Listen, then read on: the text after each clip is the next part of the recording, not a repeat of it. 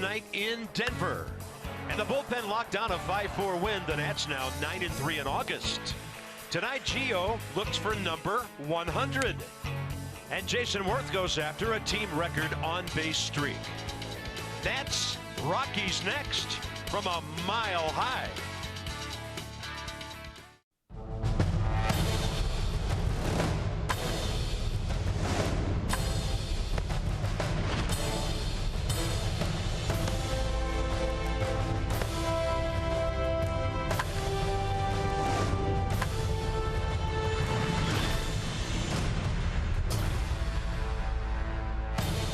Here we are in downtown Denver again for Game 2 of this 3-game series. Coors Field actually yielded about 3 runs fewer last night than it does on the average.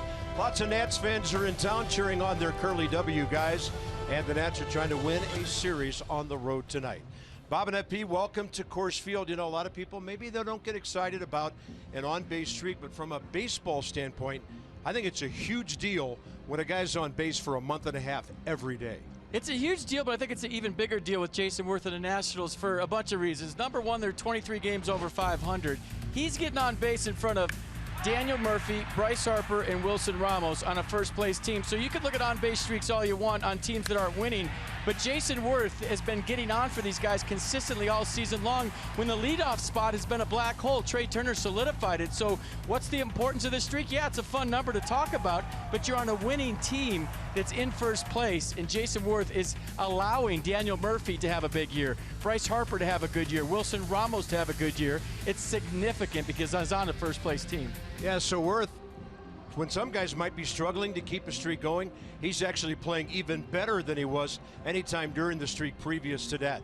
Maybe we say the same thing about Bryce Harper here pretty quickly, because the bat's come alive the last couple of games. He's making some noise, and he's getting hits in the clutch while hitting it hard. I just think that 5 games off was good for him to kind of recharge the battery a little bit and get a different look at the game. You know, you're on the bench. It goes real fast when you're playing every day, but since he's been back, 4 for 6, 3 doubles, couple RBI, 3 walks, 2 runs scored. So he's starting to heat up a little bit, and from a mechanical standpoint, he looks more relaxed at the plate to me, and maybe it's the Trey Turner effect being on base for him, but either way, I think he's recharged.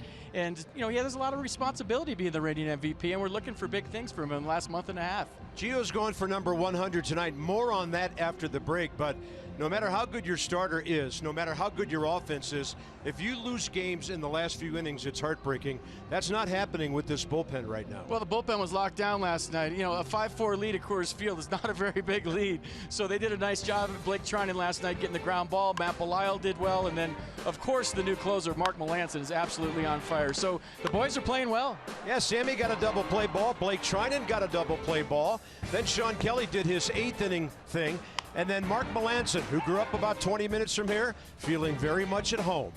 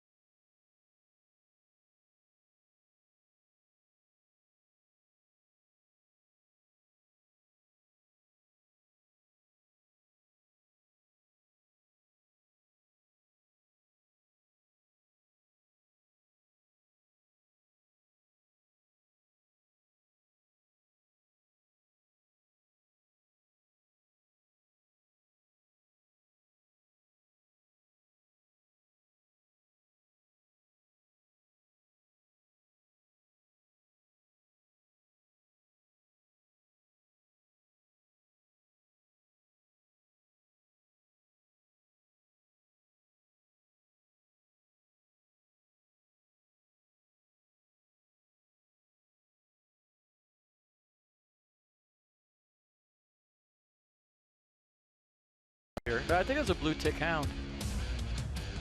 Pretty sure. We have heard there are over 700 of our friends in the ballpark tonight. They couldn't hit this staff. The Nats with 70 wins, second in the National League. The ERA is good. The strikeouts are mounting.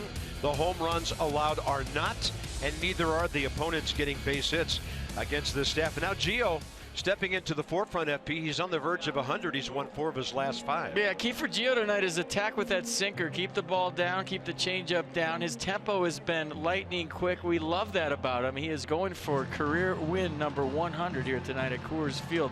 What a place to try to get 100. Yeah, and we've got 5 of the top 7 hitters in the National League in the ballpark tonight. Murphy, of course, and Ramos of the Nats. LeMahieu, Carlos Gonzalez, and there's Charlie Blackmon for the Colorado Rockies. All of them had hits last night. So there was Murphy going one way. Their guys are going all over the ballpark. But the Nats got the better of it. The Ramos homer, a big difference, and a 5-4 win. Here comes Gio and Game 2.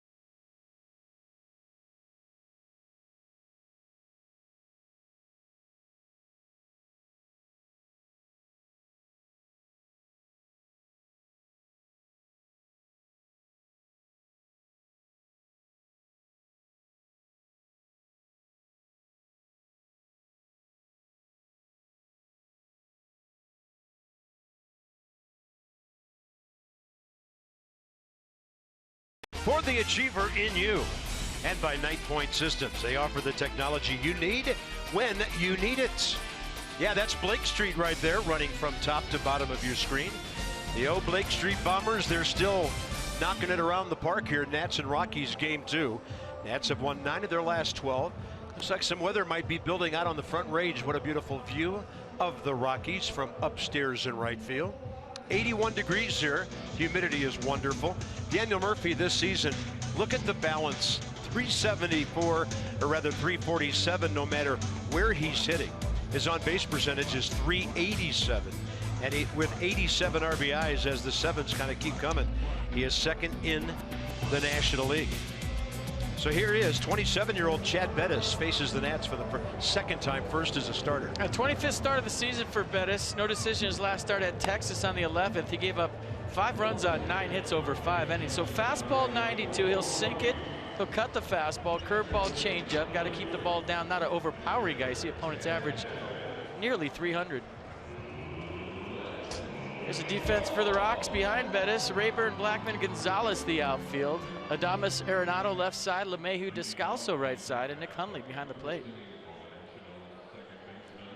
And Chad Bettis having a good year, 24 starts, but he gets amazing run support. 10-6 with a 5.27 ERA. 6:40 out here in Denver, right on time. First pitch, strike one. Trey Turner at 314. On base percentage, 341. Had a base hit in 5 trips last night, couple of steals, a run scored. 18-year veteran Mark Carlson has the plate. Clint Fagan, first base. Brian Gorman, there's the crew chief, second base, and Quinn Wolcott over at third.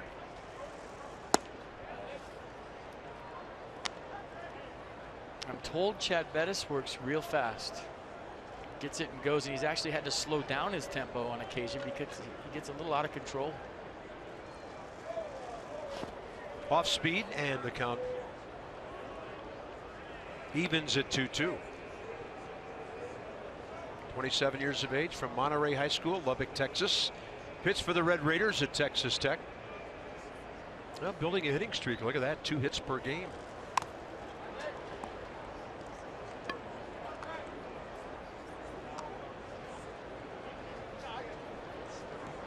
Here he is.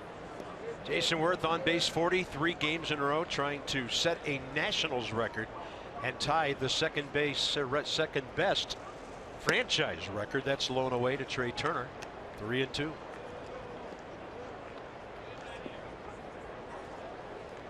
.41 walks in 138 innings, 105 the strikeout total for Chad Bettis.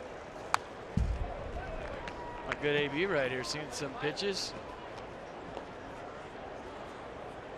Making Bettis fire some bullets. What good leadoff hitters do.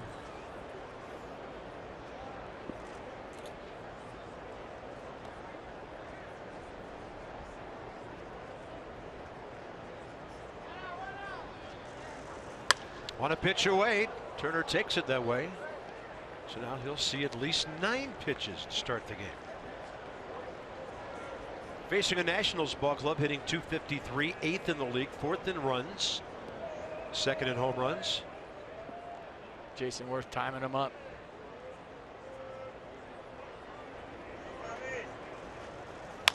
Turner to the left side, a one-hopper cut off by Arenado, and no chance to get Turner. Nolan Arenado gets to the ball as well as anybody, but Trey Turner getting to first base faster than anybody. Well, there goes the no-hitter. And as soon as Arenado was on the ground for a couple of clicks, you knew he was safe. I mean, great stop, but watch him have trouble getting up. Like right there, you knew he was safe. As soon as he stayed on the ground just a click too long with the speed of Trey Turner, and watch him fly. Maybe get a time on him. Smelling the hit all the way. Now the Nats have 12 stolen bases on to start this one up. 80 steals on the year now as a team. Turner with a couple of last night.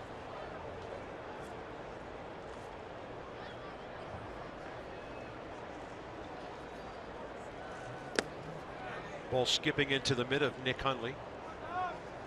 Hundley had a couple of pitches to work with last night against Trey Turner.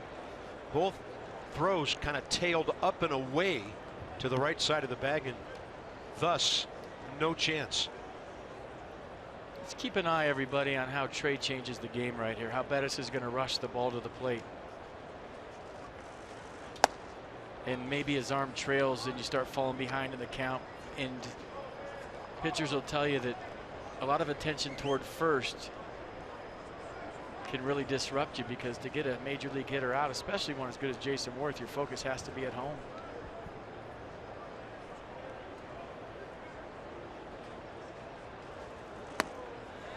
(3-0). Rushing. Yeah, let's not overlook the Turner factor hitting in front of Worth. That helps Jason keep this thing going as well. I mean, he gets all the credit, but there are guys around him that are making it tough on opposing pitchers as well. 3-0 pitches in there. Well, during Worth's stretch, he's collected 40 hits, 13 doubles, 6 home runs. He's drawn 31 walks. He's hitting .314 with a .714 slugging percentage. So it's not like he's just scrapping by, getting on base one time a game. He's got some meat to this streak.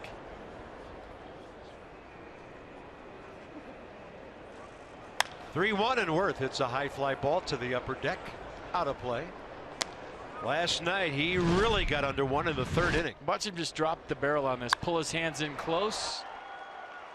Little cut fastball from Jorge De La Rosa went a long way, almost to the hot dog stand.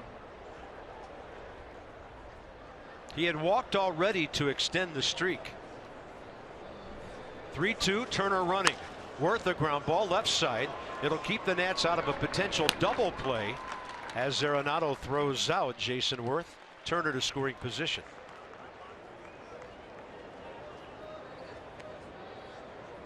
So Murphy and Harper, 2 chances to put the Nats on top. Last night Daniel was 0 for 2 before an opposite field RBI hit. Later walked in the game.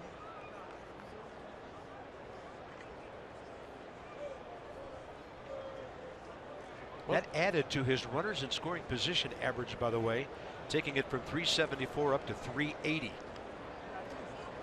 Pick your poison right here if you're the Rockies.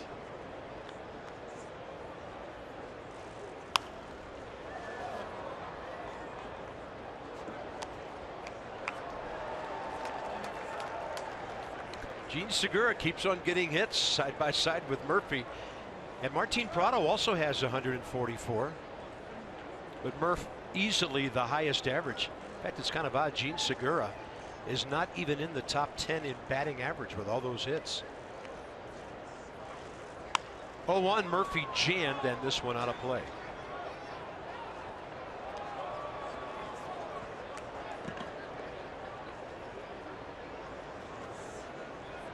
Now Bryce hitting the ball hard, hitting in the clutch last night as well. Daniel Murphy 1 for 4 career against Chad Bettis. 6 Nats in the lineup have faced him.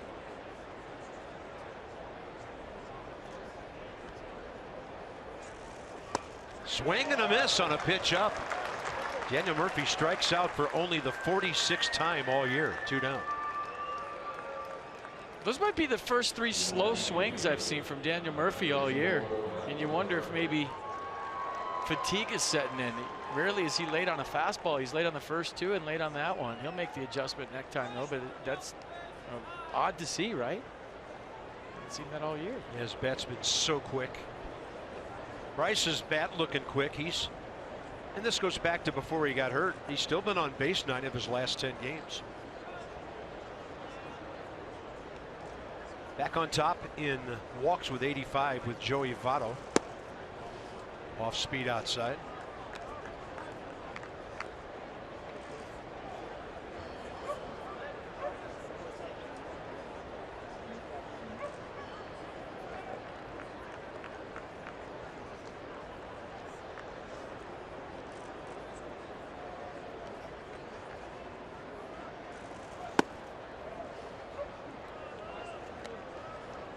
Right-handed batter on deck. Bryce getting nothing he can pull yet.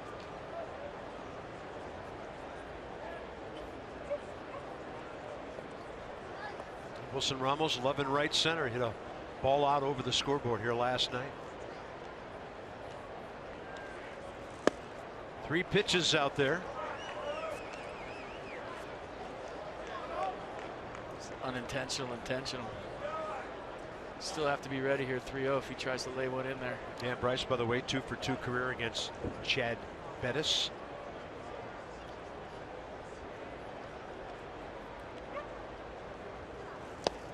Four-pitch walk, number 86 for Bryce. Wilson Ramos bats with 2 on. You hear that dog in center field? It's Bark at the Park night here at Coors Field, and he sang the whole national anthem with whoever sang it. Yeah. It was all quiet, singing the national anthem, and there was one dog in center field that felt like singing, and he just let it rip, the whole national anthem. Maybe it was him, the Bulldog. That's a Max Scherzer dog. Did you see that? The eyes. Yeah. The eyes have it. Wilson Ramos with an RBI against Bettis' career, 1 for 2. He's hit safely 9 of his last 10 games. His next long ball will be number 20.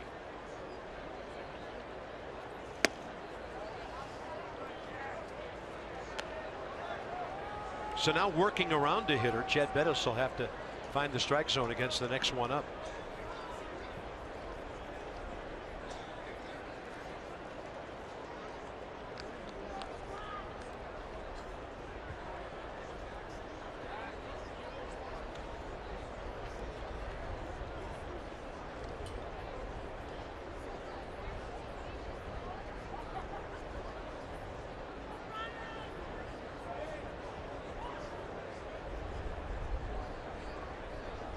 Two on, 2 out.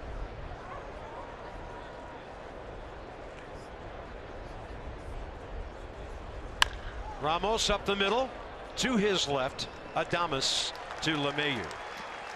That's going to hit from Turner, a walk from Harker, and strand a couple. They're still coming in. Bark in the park, but no runs yet. It's Poodle.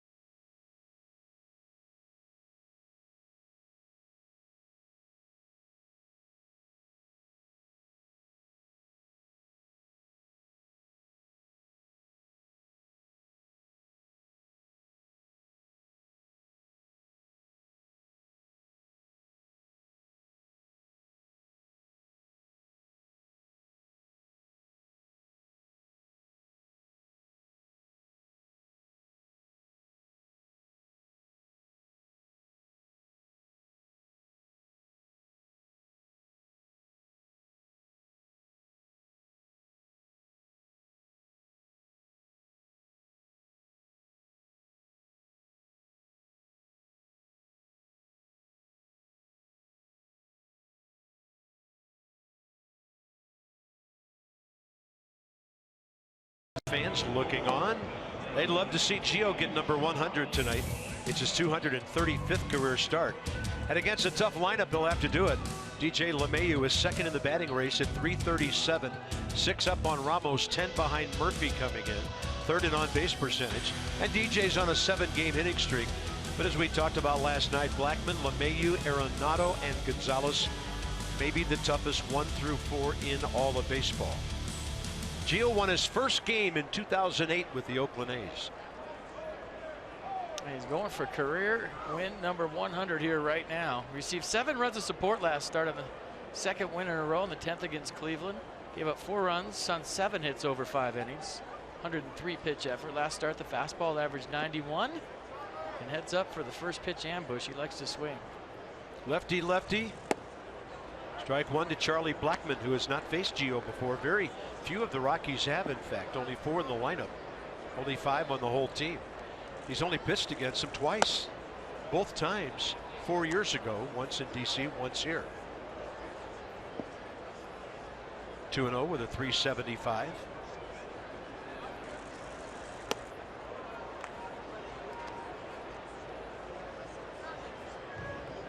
Red hot. Softball numbers.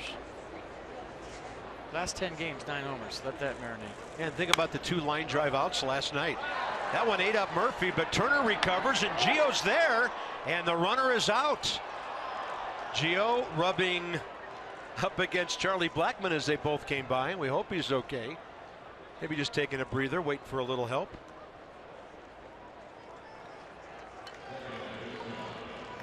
Well, nice play by Trey Turner, ranging far to his left, picking up Gio on the run and firing a strike. And look at the stretch by the left-hander.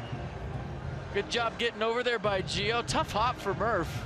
And I watch Trey Turner slinging it underhand a long stretch. Charlie Blackmon can run. And Gio is slow getting back to the mound. But he was fast getting to first. Watch him stretch here. Foot on the bag, nicely done. Hope he's okay. Pretty significant crash.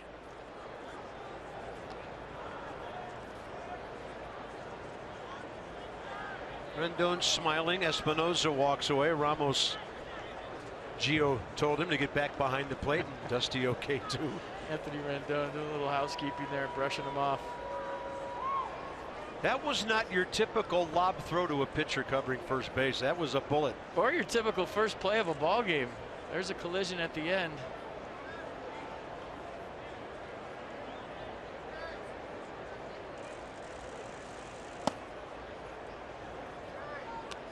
DJ LeMahieu is next. So a 323 hitter to a 337 hitter. Strike call, 1-1. Shaking his left hand. Maybe that's got cleated. Yeah, look at his knuckle on his middle finger. He did get cleated. Nice work, fellas.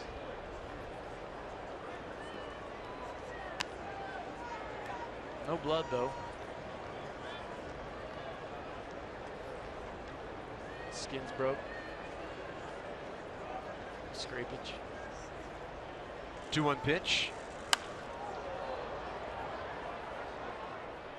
I'm focused on his left hand right here, where it happens.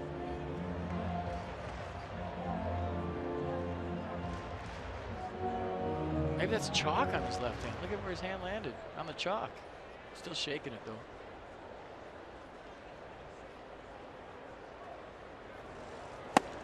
Fastball spins the hitter out of there.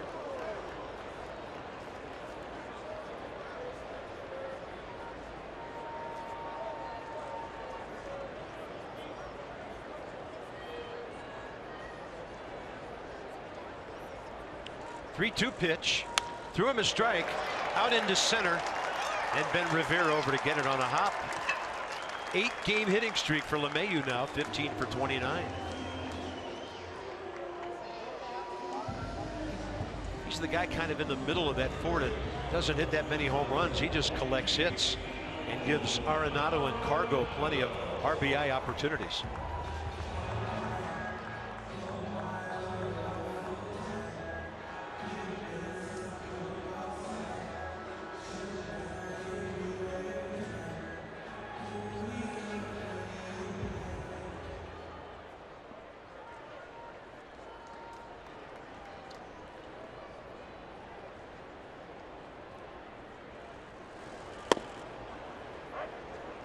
Mark Carlson thought about it a moment, called it a strike. Arenado also seeing Gio for the first time.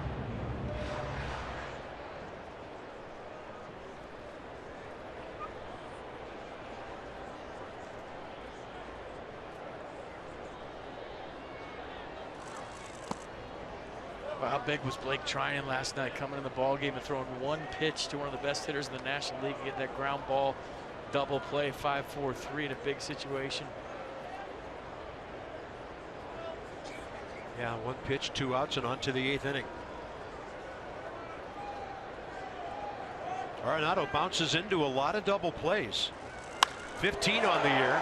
That ball's hit well to center. Ben Revere got turned around, which you see happen to guys here a lot. Wind kicking up a bit. 2 outs, and how about those twin killings? Yeah, some big double plays. And I think, you know, the bullpen realizing they got some good defense behind them and let the guys swing the bats. Sammy Solis came back here to a 3-2 count and then gets the 4-6-3. That was huge. And then this one, first pitch, a little 5-3 double play. And a fist pump from Blake Treinen fired us all up. Dusty Baker not with the helmet on. Here's Carlos Gonzalez. 23 home runs, 79 batted in. Gio with a fastball in there, commanding the heater pretty well so far to get ahead. Lefty lefty, but the shift is on.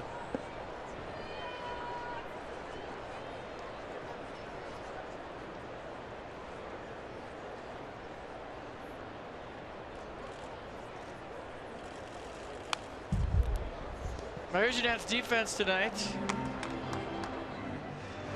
Same as last night. Same lineup. Same waterfall. Same water fountains. Same trees.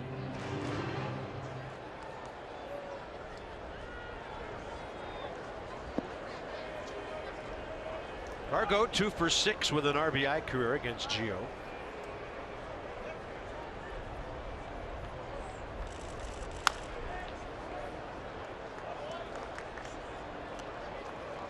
Early game notes for you. So the on-base percentage, look at that, really low since the break. Best in the National League. Rockies don't score early. The Nats, as a rule, do. And because of their bullpen, they've lost a lot of one-run games. They're not that good against left-handed starters. Blackmon, of course, a lefty. Gonzalez, a left-handed batter.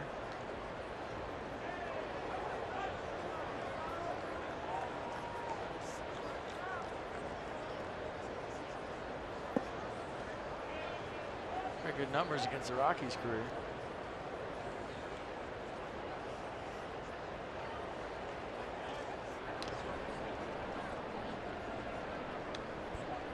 Rockies don't run a whole lot. They don't have to score runs. 51 steals all year. They've been caught 32 times, 10th in the league in that department.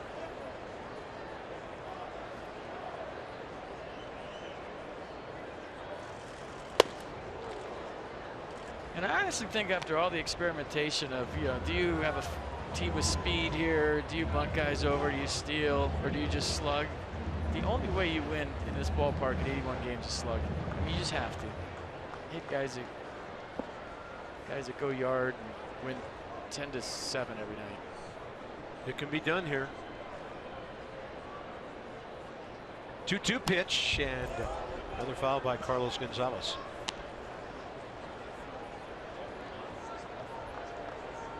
There's Walt Weiss. Tough, good, fundamental ball player in his big league career.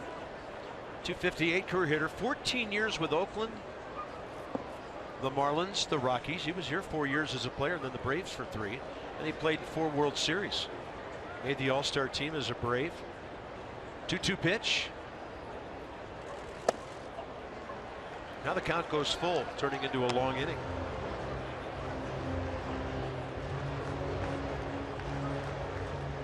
If I'm Gio and Ryan Rayburn's on deck hitting 223, I'm making him beat me all night. Sorry, he's hitting 208 against left-handers.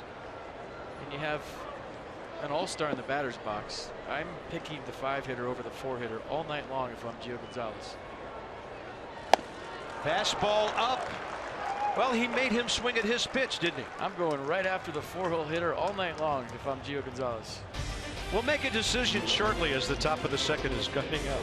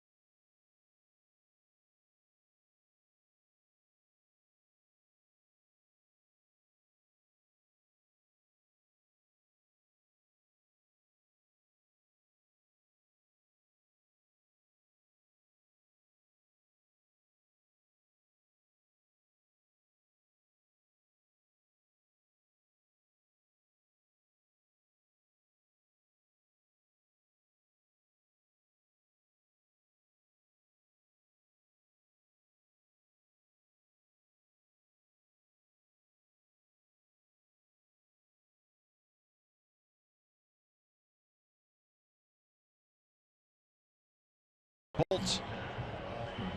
Let's go inside the numbers brought to you by Jeep. So they're 9-3 in August. The runs over 6. The home runs are coming. The doubles, and even some Turner and Revere triples thrown in there. Look at that. The Nats are getting a hit every 3 times up with runners in scoring position. That's how you average 6 runs a game or more. 23 games over 500 now for the first time ever.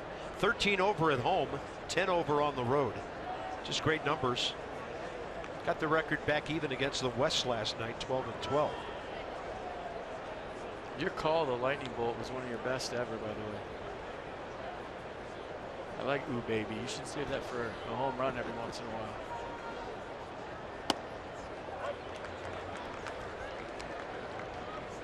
Rendon in his last 24 games hitting .303.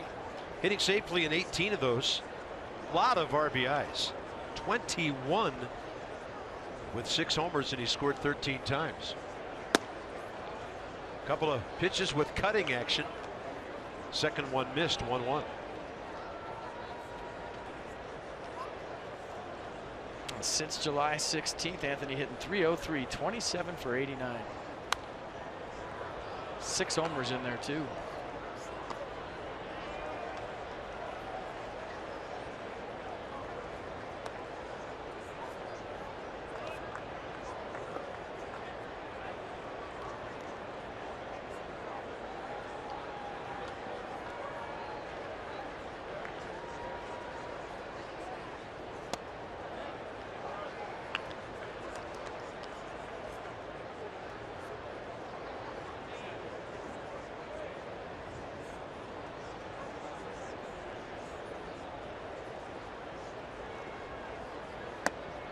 Pitch up and he takes it. 3-2. Nissan will track a little high fastball here. 29 pitches for Bettis, 15 strikes, 14 balls. That ball's got a loud sound to it, and it goes toward that area out in right center. And that might have been a home run last year. We'll see on the replay exactly where it hit. But that's a new screen out there that takes it up to 13 feet high.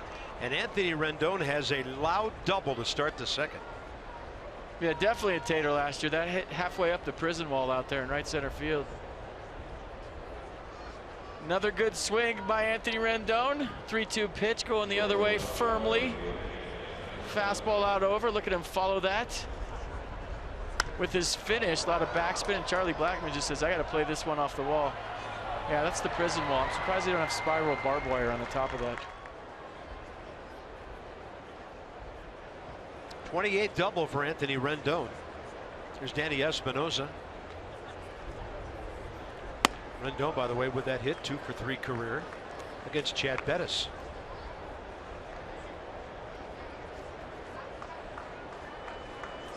Danny faces him for the first time.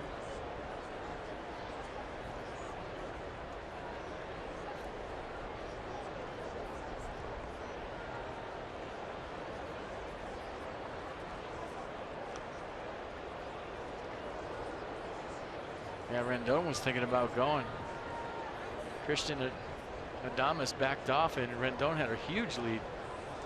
That was a good step off by Chad Bettis.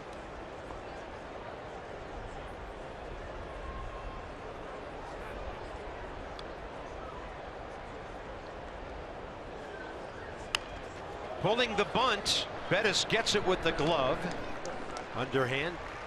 And over at third base with 1 out, Anthony Rendon. Good idea. I like it. Going for the hit. If you miss, at least it advances the runner. Probably get some high fives back to the dugout. And Danny probably knew that the Nats are 45-17 when they score first, so that's why he laid this bunt down.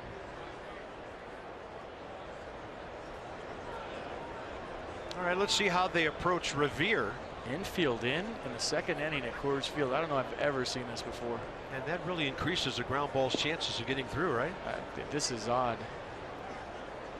In the land of 10-9 games, Walt Weiss bringing his infield in.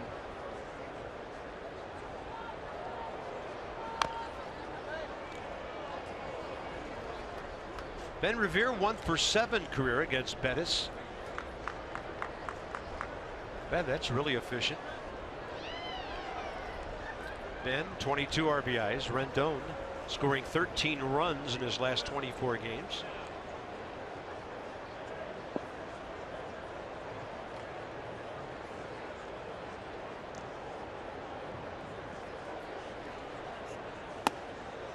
Up in the zone. After a brief hesitation, Mark Carlson signaling strike 2. Well, it's up in the zone, but that's where you want it right now. You want to hit a fly ball. Probably a little too high for Ben, but he's looking for something belt high or above, especially with the infield in. He's going to lift one out to short left. Rendon, good speed. Ryan Rayburn makes the catch, and Rendon will stop. Throw cut off. 2 outs.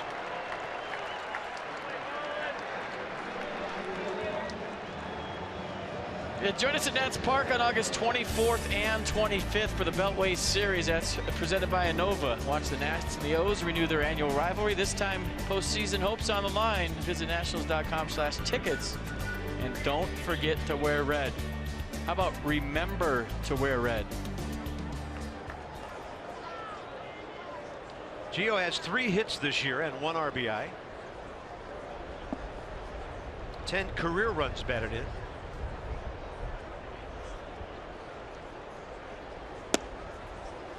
But he's a big league hitter. You have to throw him strikes. If he wants to win number 100 tonight, he can help himself right here. Well, those flags are starting to really stand up on top of the scoreboard left.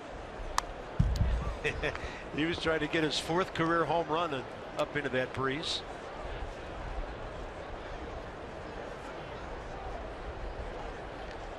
We have been here so many times when the conditions can just turn on a dime. Some more lightning this time closer to the ballpark. Gio, a chopper left side. Arenado. And that's it for the Nationals in the top of the 2nd. Leadoff double by Rendon. They couldn't get him home. Weather in Colorado.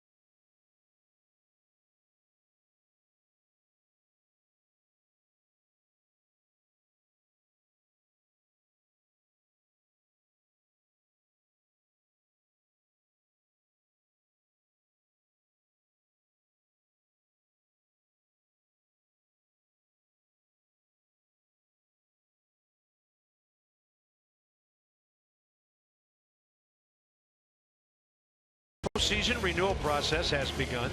The deadline to purchase your postseason strips August 31st, and if you renew for 2017 by that same date, you'll receive an extra postseason ticket offer. Log into your Nationals Access account, contact your account rep, or email ticketinfo@nationals.com. No score, threatening skies here in Denver, Colorado. It's time for some Quicken Loans rocket arms. How about the bullpen lately? Sean Kelly last 7 games. Done a nice job of getting a few saves. And then Mark Melancon last night with his first really tough one here at Coors Field with a 1-run lead. Yeah, and all he went out and did was throw 4 pitches, all strikes, to get 3 ground ball outs. You think hitters know he's going to be around the plate? Yeah, they're coming up back. Something like that. Rayburn, Hundley, and Descalso for the Rockies, bottom of the 2nd. Ryan Rayburn, a bunch of years with the Tigers, 3 years before this with the Indians. Rockies signed him as a minor league free agent in late January. The Lightning's getting close, and that's more dangerous than rain. And I'll be surprised if they don't pull the teams off here soon. That last one was right behind the scoreboard.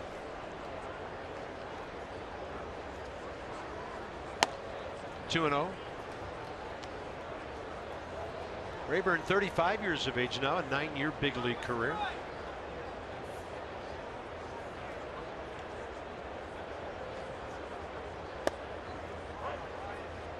And he's seen Gio a whole bunch of times. He might be in the lineup tonight, despite being 0 for 10 and hitting .223, because he is 7 for 13 career against Gio Gonzalez. A little bit outside, 3-1.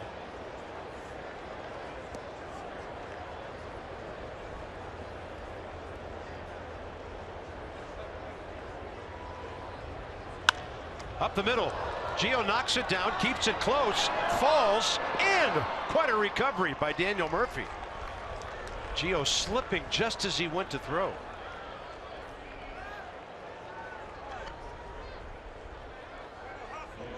Gio's been an adventure out there in this game. A nice play by Gio, but watch his foot come out right there, and then it gets weird. Nice save by Daniel Murphy. Did you see him screaming as he jumped for the ball? So Gio Gonzalez took a forearm shiver in the back from Charlie Blackmon that we'll show you again as he was covering first, and then a little slippage there. Daniel Murphy picking him up. And I don't know that Ryan Rayburn was running as hard as he could have been. He might have been safe if he was getting it. Here's catcher Nick Hundley.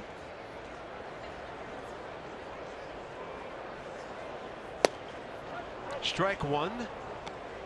Hundley at 242. 0 for 4, couple of strikeouts last night against Max Scherzer in the bullpen.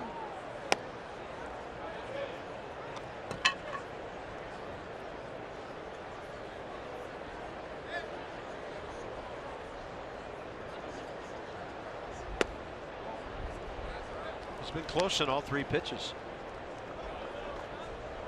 which is awesome in horseshoes. There they are from Mercedes-Benz. Keeping it down, though. That ball hit well to right center. It's going to plug the gap. One hop up against that new screen, and Bryce Harper up with it. Rockies have their second base hit. Nick Hundley, first career hit in 7 at-bats against Gio Gonzalez.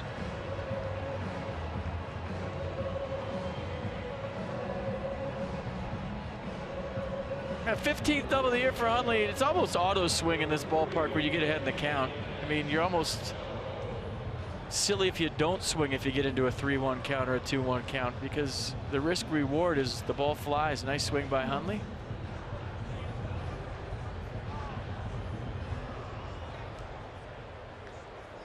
Here's Descalso. Had a sac fly and a triple last night, hitting .300. Pickoff play, and getting in there in pretty good fashion, Danny Espinosa. Gio gave him a nice low throw.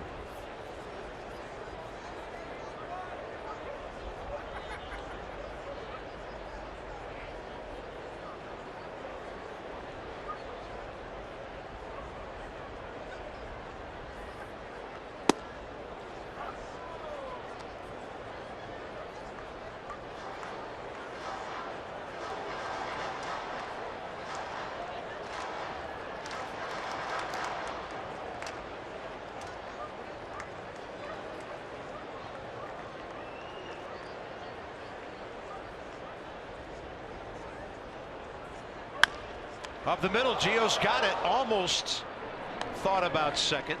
Took the sure out as Hundley got back. 2 down.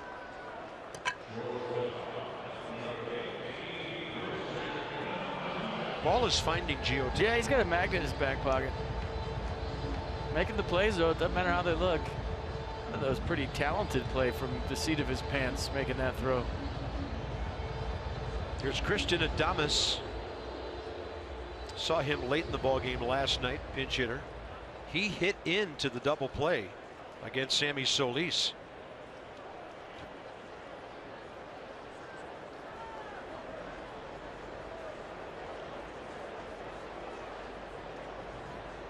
Classic National League situation here. Number 8 batter. Did I write that down right in my card? 028. Yeah, Bettis is 1 for 36 on deck. 3 for 79 career. So first base open. And 028 on deck.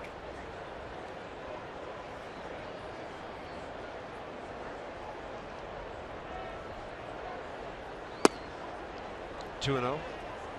I mean, I had to check with you because I don't think I've ever written an 028 in my scorecard.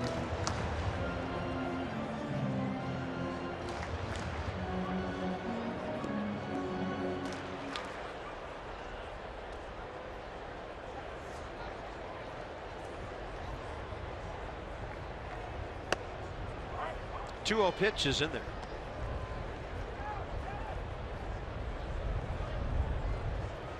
So the thought process is basically a 2-out inning next inning if you get this guy right here.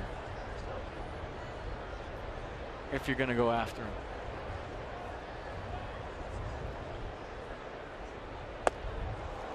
Choppy late swing. 2-2.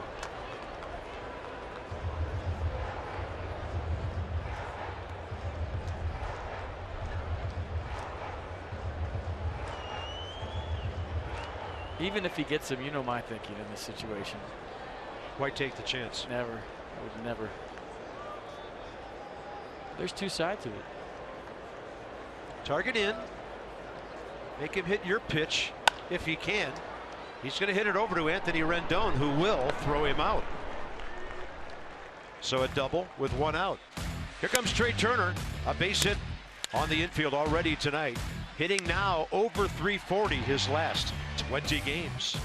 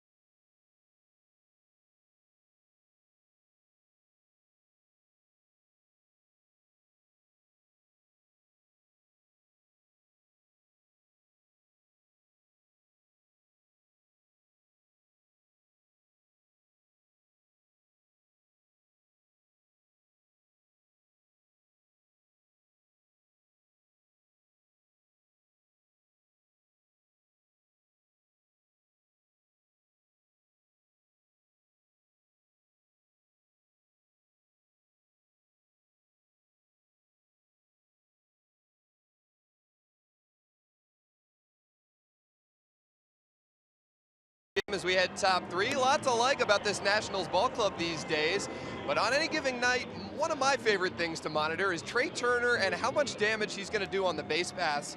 And I pulled up some numbers on just some of the impressive things that Trey has done on the bases this season. This is National StatCast data. His top speed on the base pass, a hair over 23 miles an hour on a ground out. That was an out that he topped 23 miles an hour. His best home the first time, 3.91 seconds, and that's from the right-handed batter's box. And then this is my favorite. Top speed on a stolen base attempt, 21.66 miles an hour. That's from 0 miles an hour. He got that out of nowhere with no running start. Pretty unbelievable stuff. Turner gets his bat busted. Thank you, Dan. Coons.com with a sideline report. Over 2 million vehicles sold and counting.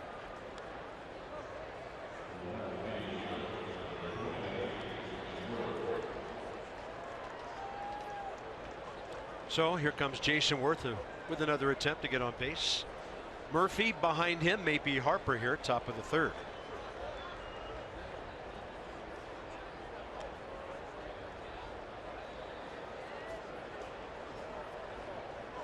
Some of that rain we saw to the west appears to be much closer to the ground now, those rain clouds.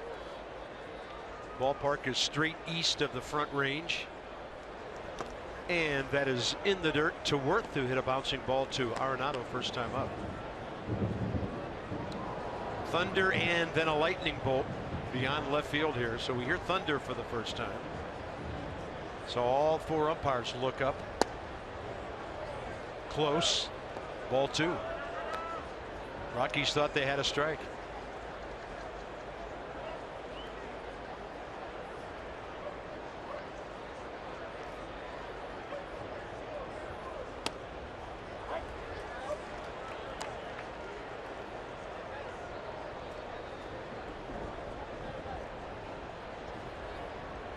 So the NL record is 60 games by George Van Heltren in 1893. Worth up the middle, and there it is.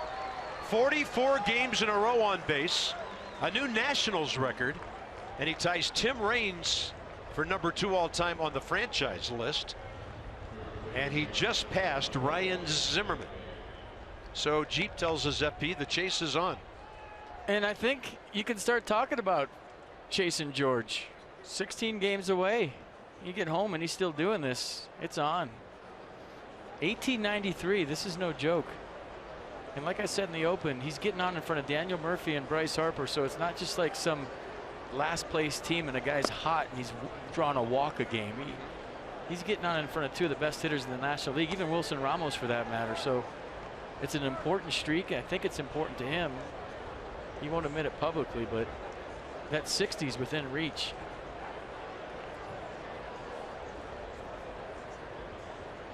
Pause going on as umpire, catcher, and batter were all looking over toward the Nationals dugout, where I saw a gentleman in a red shirt, I don't think affiliated with the Nats, give the umpire kind of a wave off sign. So maybe they're checking on what the radar is showing and how dangerous a situation this could be, but evidently for now it's okay. Decision is up to that man, Brian Gorman, the second base umpire, the crew chief. 24th season in the big leagues.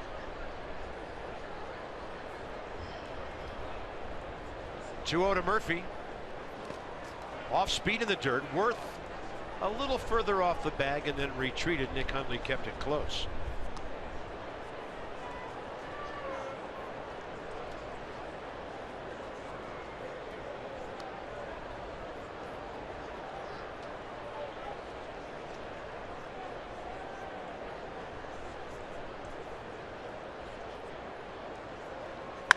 Murphy base hit right field.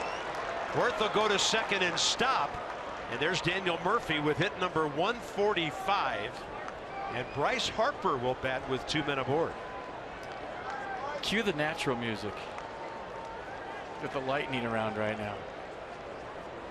Jason Worth didn't go third on this because Carlos Gonzalez has a cannon and he's accurate and he throws people out. So that's why, if you're wondering, it's not a first and third situation with 1 out. That's a smart move by Jason. And now the line moves here in the third to Bryce Harper.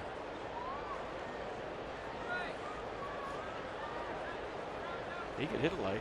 Cargo will move way off the right field line, almost in a line to that 375 mark out there.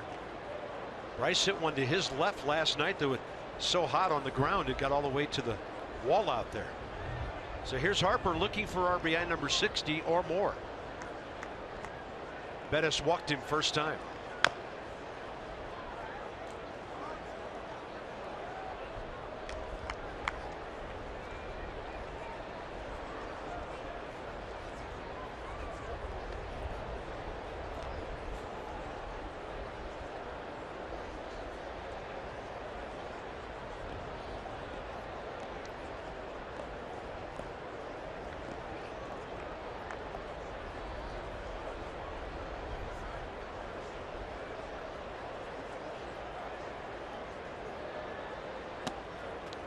Outside, Hundley lost sight of it. Worth to third, and he's in there. The great base running of Jason Worth.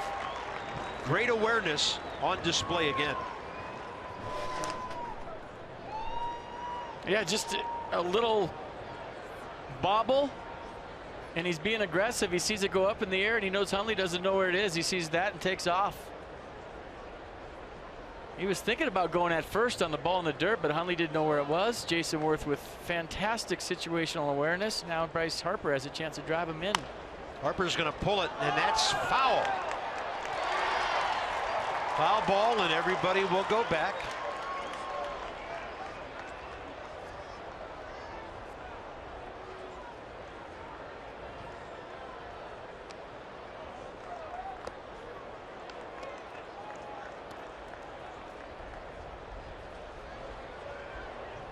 Pretty close, huh?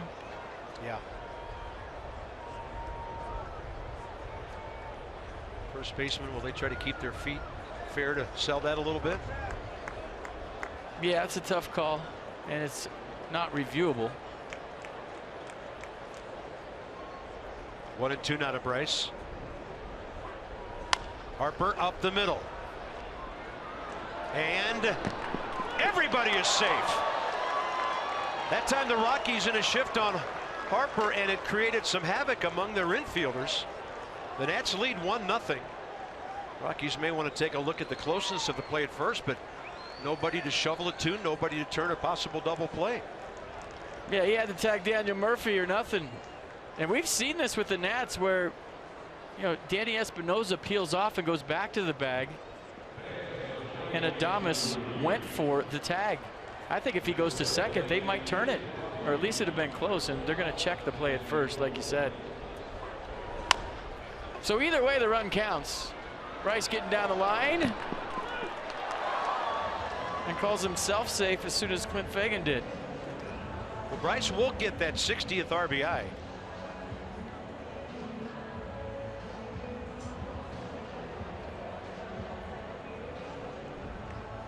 Now you can see as we look at the umpires, rain is falling. Crowd heading underneath.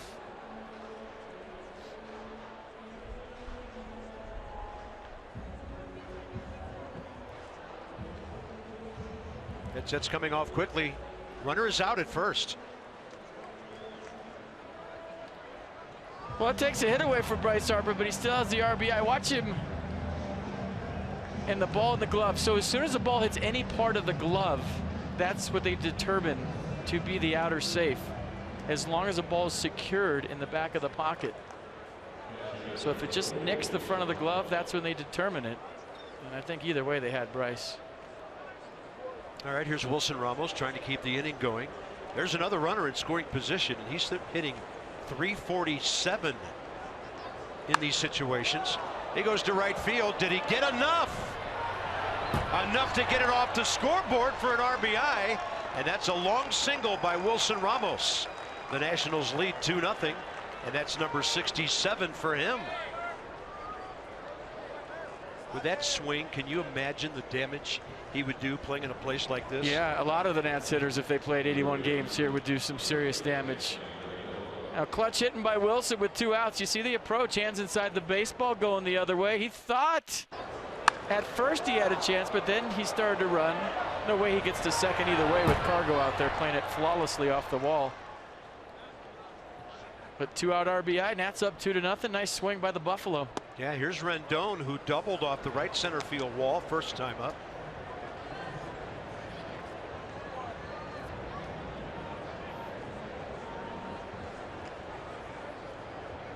Well, Worth extends his streak with a base hit. Murphy moves him. Harper brings one home. Ramos the other. 2-5-0 Nats, 0-2-0 Rockies here at top of the third.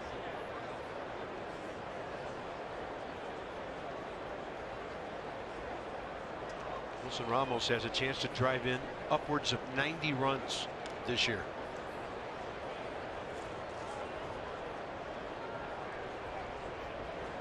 One and Rendon pops it up. Long run for Carlos Gonzalez. He's under it. And that's it for the Nationals, top of the third. But Harper and Ramos drive in too.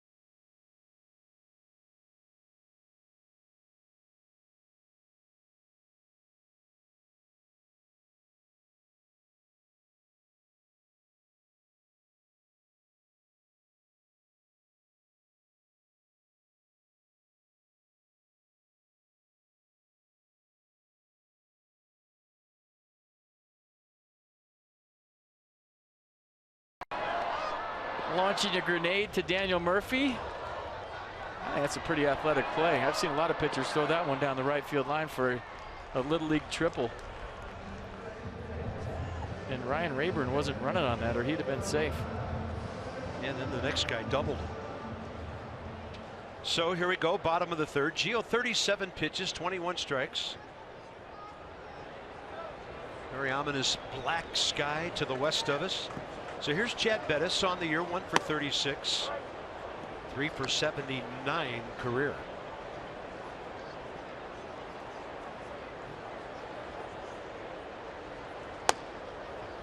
Starting to rain a little.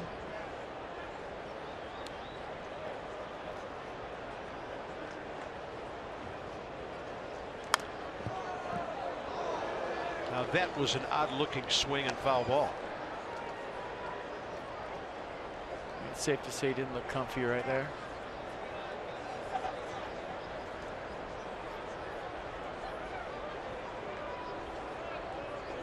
One-two pitch, curveball strikes him out looking.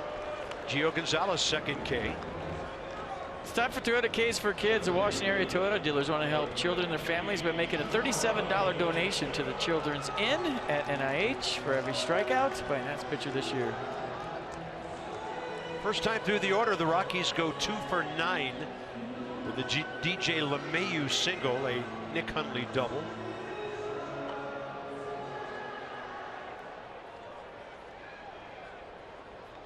Blackman hit that adventurous ground ball first time up. Turner to Gio.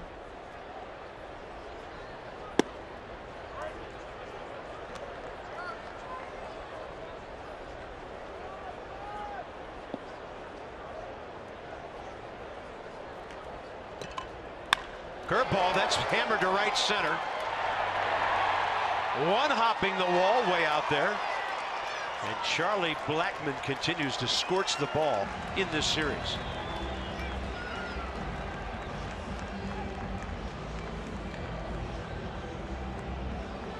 Yeah, reigning NL Player of the Week, and he sits on this curveball, looks like, or at least makes a nice adjustment, keeps his hands back and drills it to right center field.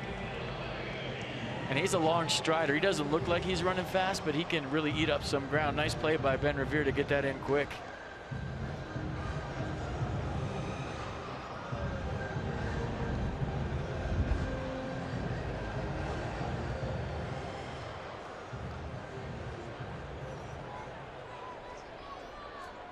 LeMahieu base hit. Right center first time. Now riding an 8-game hitting streak.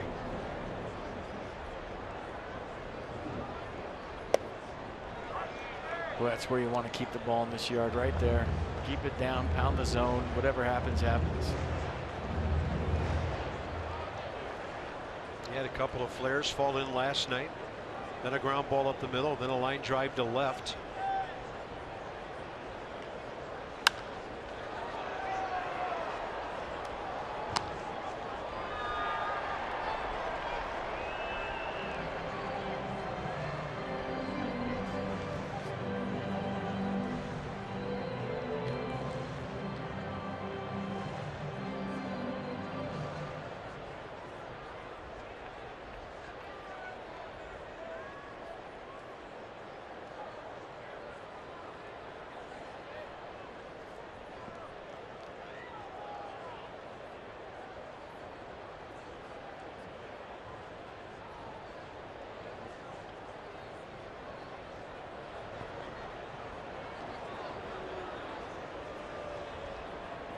Charlie Blackman can really run. Been a great stolen base guy. Last couple of years, just 15 this year. He was over 40 last season. Third in the league. Count 0-2.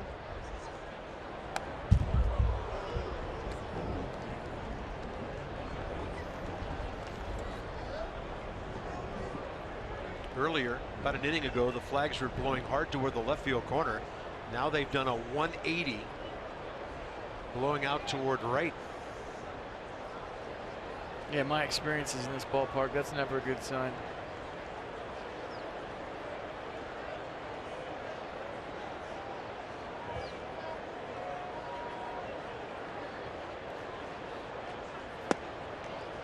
Tried the curveball down and in. This was the birthplace of the rally napkin, and there's a bunch out by Jason Worth right now. He's got them all. Kind of a night like tonight. One blew and hit Danny Espinosa in the leg, and it stayed there for about a whole batter while he was on first.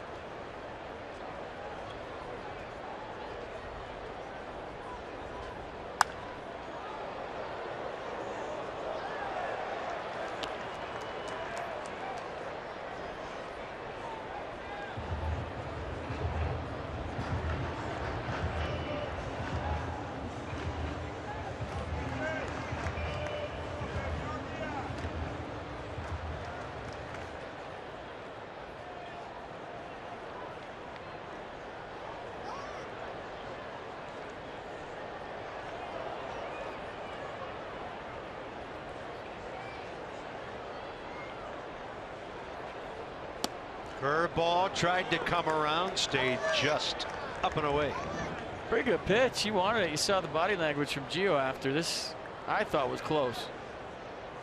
Strike. Real close. Strike. Yeah, Nissan shows us it split the outside corner.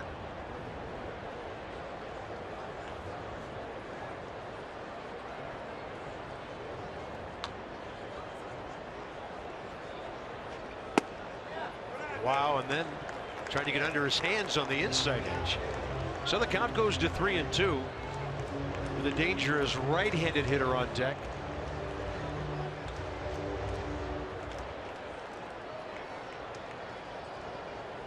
See LeMahieu trying to keep that bat dry.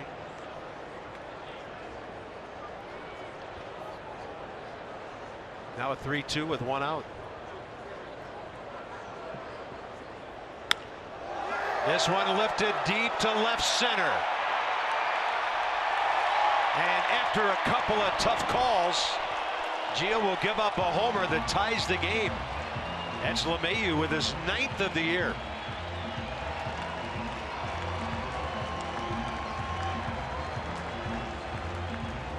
Almost had him struck out. Now it's 2-2. Now, you can't give good hitters a second chance, but you look at the curveball this time, he just goes down and gets it, and strokes it out of here. Pretty good piece of hitting by DJ LeMahieu. You could tell by the way Jason Worth ran after it that it was a no doubter, and I think the wind's blowing in. He actually hit that against traffic.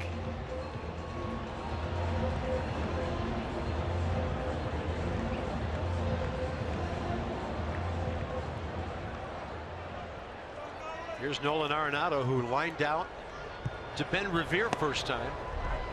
Fastball in there. Now the rain increases. Some of the folks heading upstairs again.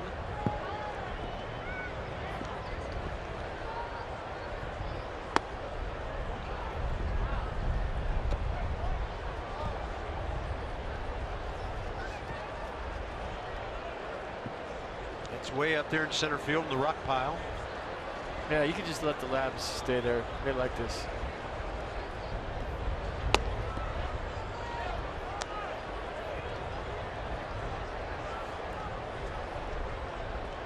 You can hear the wind in our microphones around the ballpark.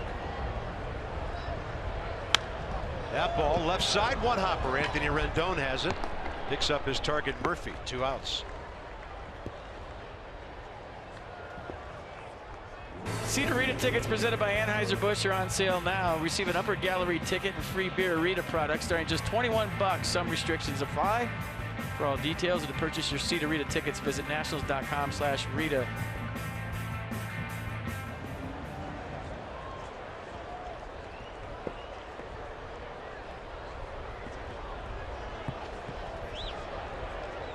They're a mile high up there. Here's Carlos Gonzalez, who struck out swinging first time up. You might remember Gio threw him a high fastball out of the strike zone. Cargo chased it, struck out, ending the first with a man on base.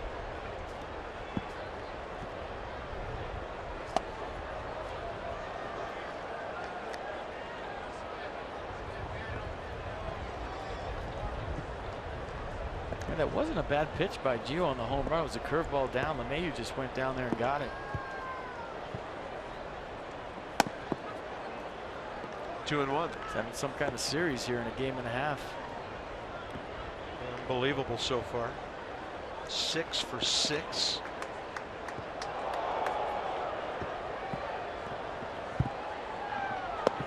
Great curveball. Unreachable. 2-2. Man, started a strike, broke it off. Nice pitch.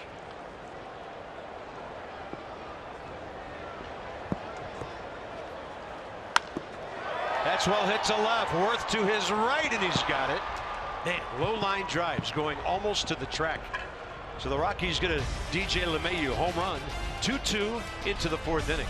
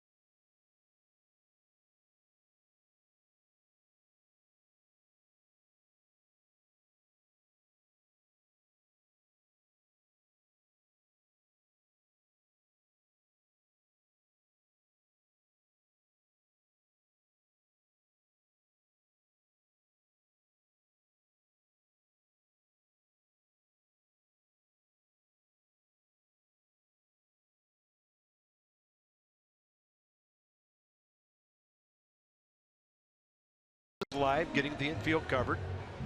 Took them just over a minute to get that done. Well done, guys. Some big bubbles in there. And so with the Nats about to come up at the top of the 4th inning, we are delayed by rain in a 2-2 game. It doesn't look like it's going anywhere either. It's just a blob over the city that's getting bigger. Usually you can tell they're moving west to east, north to south. It's just kind of expanding. There's your bootleg weather report. Well, when we're not on WUSA 9 along with Massa, we do rely on your reports. How about a Cox game summary brought to you by Cox's new Contour, which enables you to get right to the good stuff. So Jason Worth in the top of the 3rd gets a base hit. Clean single to center to reach base for 44 games in a row. And Daniel Murphy a base hit, RBIs by Harper and Ramos. Gino, meanwhile, has been solid 59 pitches through 3, and he was very, very close to striking out DJ LeMahieu for the 2nd out right before the home run. Let's go back to the 3rd inning. Jason Worthco and John Riggins with number 44. I'm serious. I think he can do it. 16 away from the record. Then Daniel Murphy gets a hit.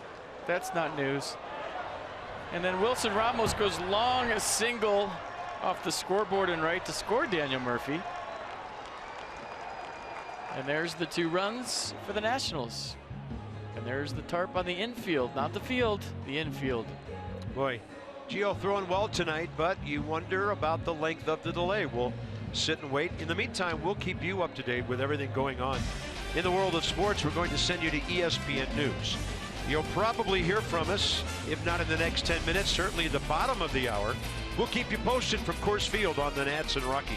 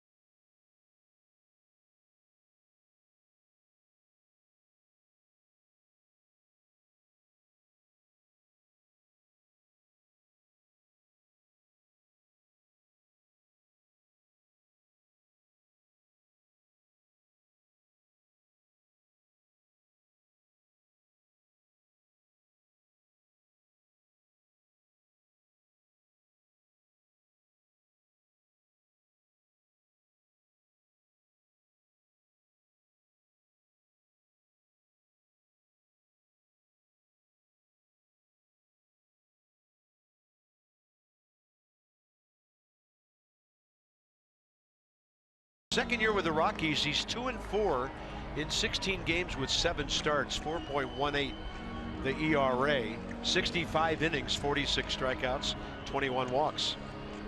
As command and control guy, typical left-handed pitcher. He'll sink the ball at 89. He'll cut it at 86. Curveball change to complement those two pitches. He'll throw an occasional slider as well. And basically, we're playing a 6-inning game. So here we go. 2-2, top of the 4th, 6-inning Wago.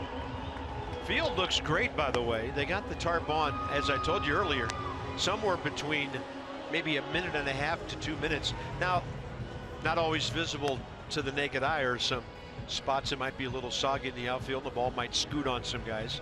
After base hits, they'll certainly be picking up a wet ball. But FP, the way these fields drain now, as opposed to 10-20 years ago, it's really remarkable. Well, having played a ton of games in this ballpark, there's been times when there's thunderstorms and you can sit down and stretch on the grass. So there won't be any wet balls. There won't be any skipping. It's going to be like it didn't even rain for the outfielders, too. I've never seen or experienced a drainage system like they have here at Coors Field.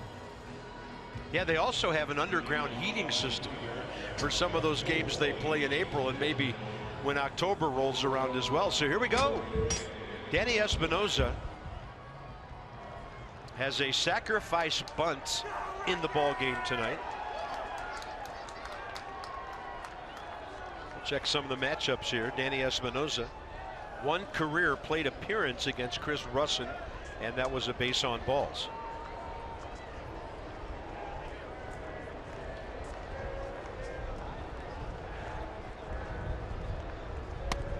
We're back underway at 9:52 local, so that was a 2-hour and 5-minute rain delay.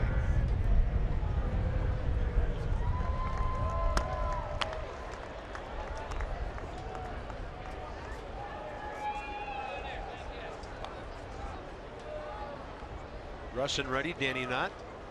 Just now getting back in there. 2 balls, no strikes.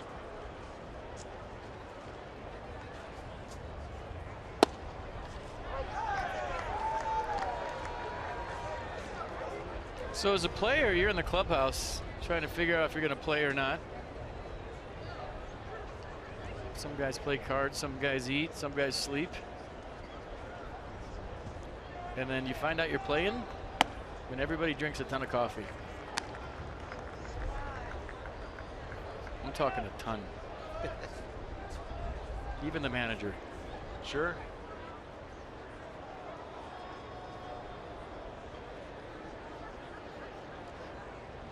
3-1 pitch, and Espinosa rocks one into left field.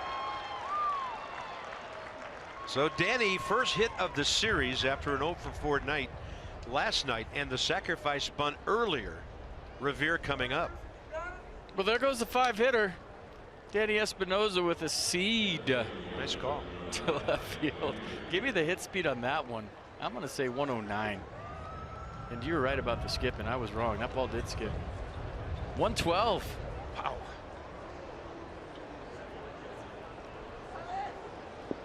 Here's Ben Revere, fly ball to left his first time. Well, now we know why Gio was hanging around so much. He's technically still in the game, and he's in the on-deck circle to hit, so the Nats maybe don't have to burn an extra player before they bring in Yusmeiro Petit.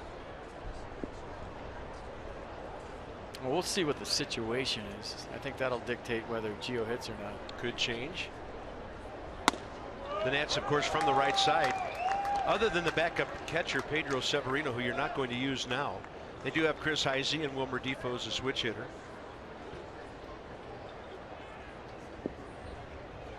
There's Chris, ready to put on a helmet and go if needed.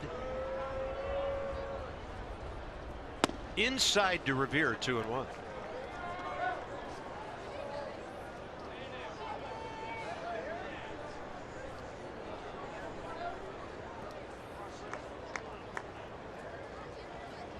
I just think that delay was too long to crank Gio back up and risk injury. You know, when you get to 4 innings of work or 3. And up the middle, ball came up a little bit on LeMahieu, and the Rockies turn a 4-6-3. So Gio will bat, bases empty, 2 outs.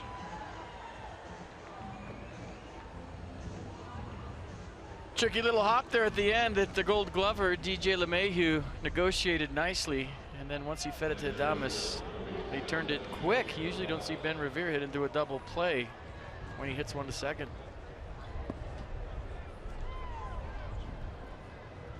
So here's Gio. Big swing. He hit a ground ball to Nolan Arenado first time up.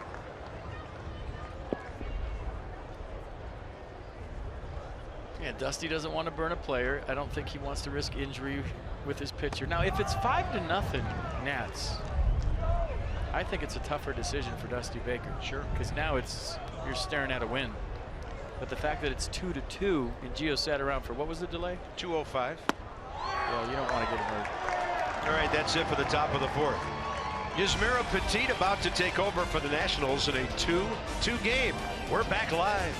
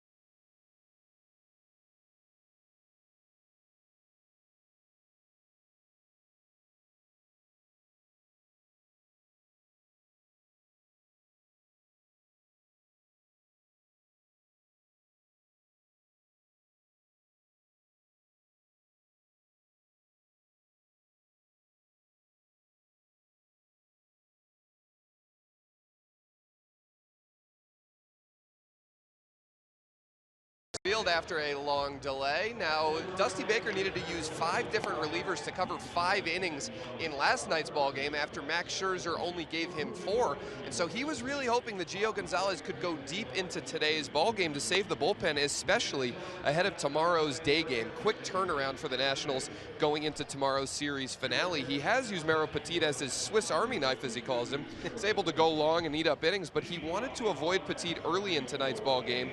And he also noticed that Petit was tiring earlier than normal in his last multi-inning appearance, and then wasn't at his sharpest on Saturday when he faced 3 batters and all reached base. But yet, here we are in the 4th inning, and Yusmeiro Petit is towing the mound for Dusty Baker and these Nationals. Not ideal circumstances, given how much he wanted to go to Gio to get deep into this ball game, but Petit it is in the 4th.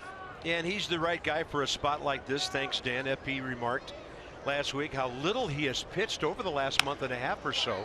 And on one pitch, that's a ground ball to short. Espinosa up with it, and Ryan Rayburn beats it out. So Petit on the first pitch gives up a base hit. Well, he didn't run hard on the first one. If you remember, Gio slipped and fell, threw wildly to first. Daniel Murphy jumped for it, came down. He still wasn't there, but smelling a hit this time. Rayburn hustles down the line. By the way, thanks to Dan for our Coons.com sideline report. Over 2 million vehicles sold and counting. Next up is Nick Hundley, who was 0 for 4 career against Petit. Yusmeiro, of course, 4 years with the Giants. The Rockies know all about him.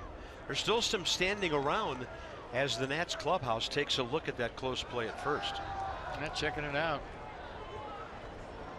I mean, I thought Danny had no chance, and he ended up making it very close.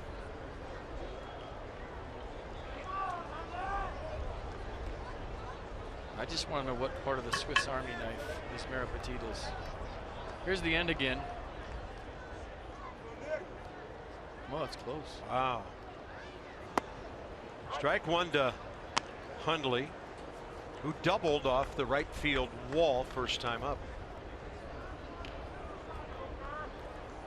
Because if I was a pitcher, I'd be the nail file. Or have one in my back pocket.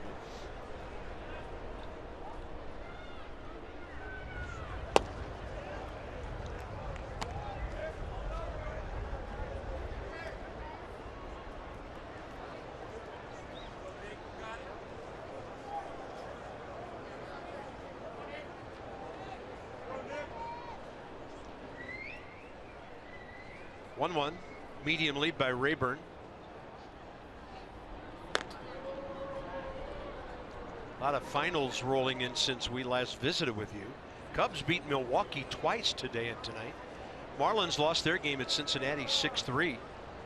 And the Mets 7-4 ahead at Arizona. 7th inning down there.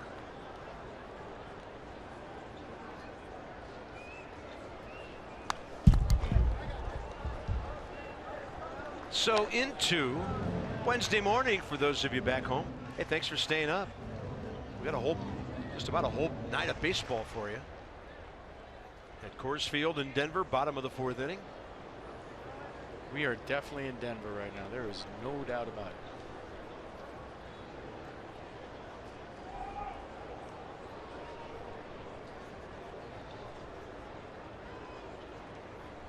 One-two pitch. Line drive to center. So the Rockies come out of the pause, the long pause with the delay, with 2 base hits, and Daniel Descalso will be next.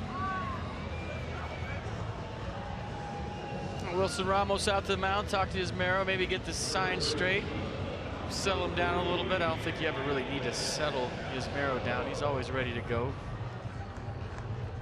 But he's a guy that has to shave off corners, keep you off balance, mix up speeds.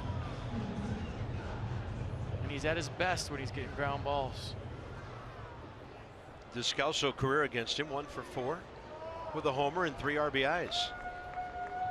Hit a comebacker to Gio that was handled by the Nats pitcher first time up.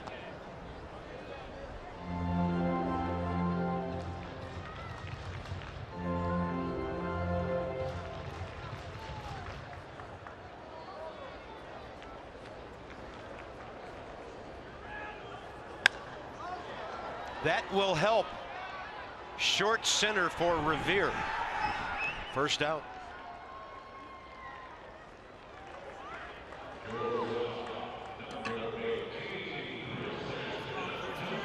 Number 8 hitter is Christian Adames, the shortstop. Hit a ground ball to Anthony Rendon, first time up.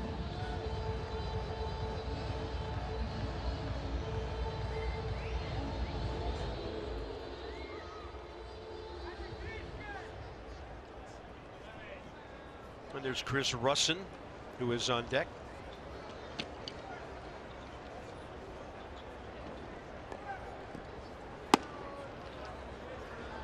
He can hit a little bit, the guy on deck. 4 hits, 3 RBIs this year.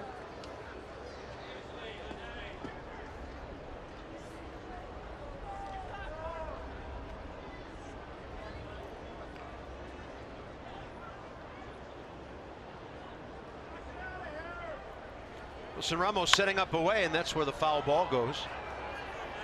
Well out of play.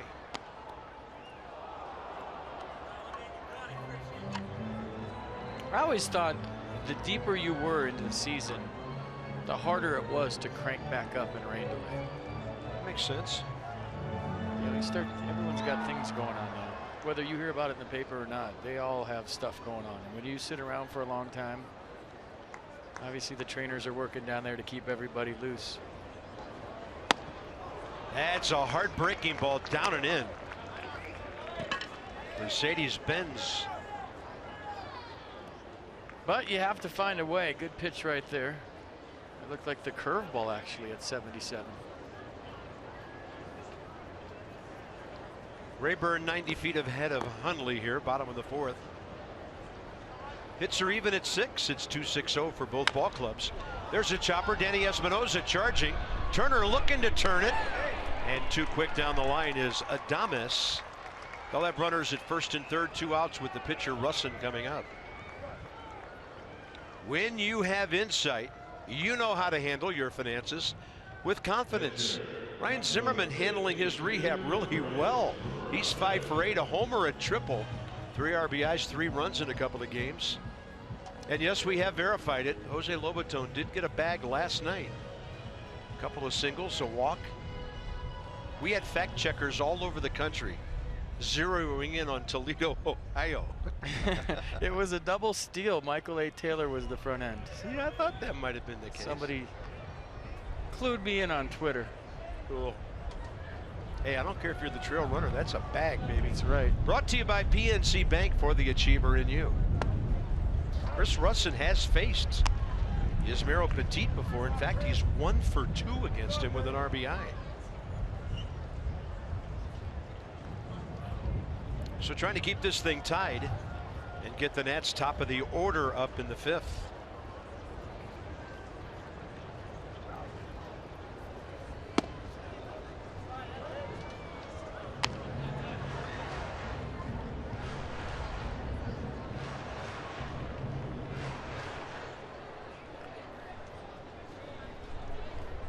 Long relievers are like right tackles in football. Unsung heroes? Yeah. Because, you know, left tackles protect the blind side. But right tackles, you know, the only time you hear about them is when they get a penalty. So they could have great games, you don't hear about them. I think that's kind of what Yusmeiro brings to the table. Throw him out there, unsung hero, gets the job done, throws strikes. No false starts in that inning for Yusmeiro Petit. Gives up a couple of hits. Rockies have stranded 4, and we are tied going into the 5th inning. That 4th inning of Nationals baseball brought to you by the RAV4 Hybrid. All-wheel drive and unexpected performance. Visit buyatoyota.com. This morning,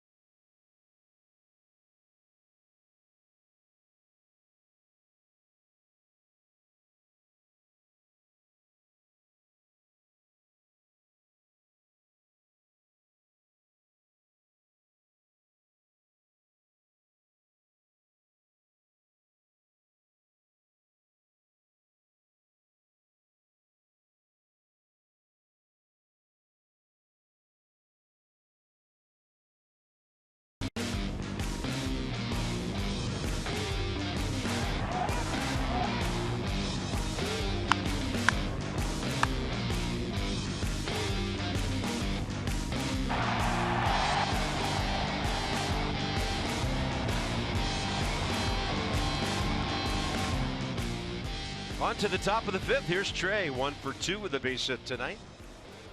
12 pitches, 7 strikes for Chris Russin in the 4th inning.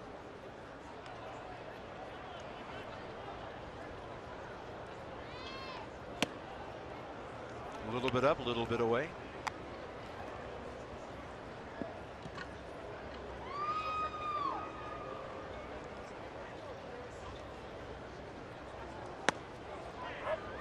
Counts even, 1-1. Hanging out with their Dalmatian. They've been here all night. The other 699 dogs went home. That could be a pit doodle.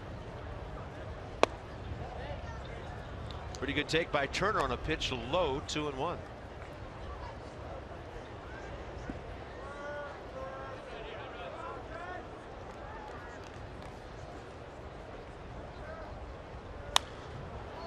Picked him up. Straight back it goes and out of play. Quick pitch to him. You see that? Seems to be all the rage lately. I don't know if Johnny Cueto started this, but watch this. He comes set and then just goes straight at him. See that? Oh, yeah. I feel like if you did that to me, I'd swing 10 times out of 10. It just kind of makes you go, ah, and then you swing. Same sort of delivery to the right side of the screen. Let's go inside the numbers, brought to you by PNC Bank. Total bases since the All-Star break. Corey Seager having a great second half. Trey Wright behind him. Ryan Schimpf, he was the rookie of the month for July. And then David Dahl right here in Colorado. He's made a big impact since coming up. So a wealth of young talent in the National League West. I think the rookie of the year is injured on the Rockies bench. Trevor Story. To Hopper. Arenado had to back up a bit. He gets Trey Turner speeding down that line.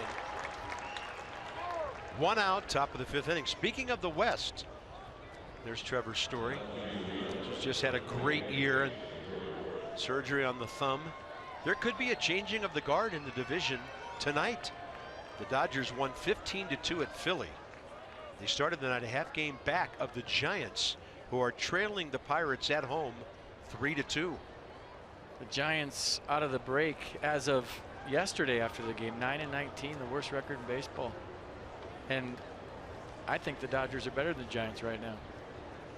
I've thought the Dodgers were the best team the Nats have played all year.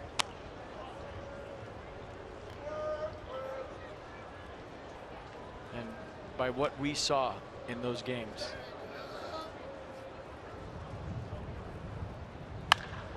Hard hit ball by Worth. Backhand Arenado like it's nothing.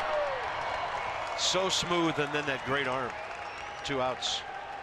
Did you see how far away he was from the play? So third baseman, it's hard to pick your hops. You got to give. You see how he gives right there and it's soft? His foot's almost on the outfield grass.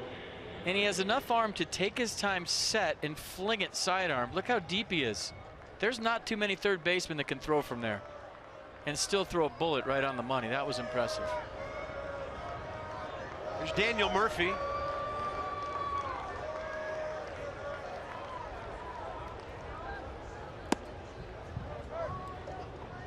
That was with Kershaw too. Just Yeah, FYI. yeah, it was. Daniel Murphy 1 for 3 against Russ in career. Going into that at bat, Jason Worth was 5 out of 7 against this guy. He hit the ball hard.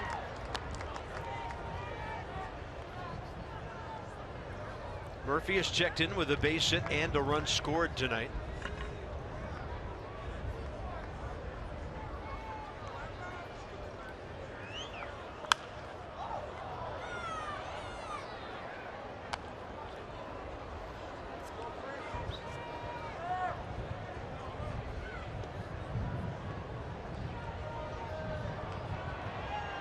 I feel like even when Daniel Murphy's having an off night, he can still grind out a couple hits just by his knowledge of the game and his game plan and sticking to it. Up and in. Did you hear him? Aye. Aye.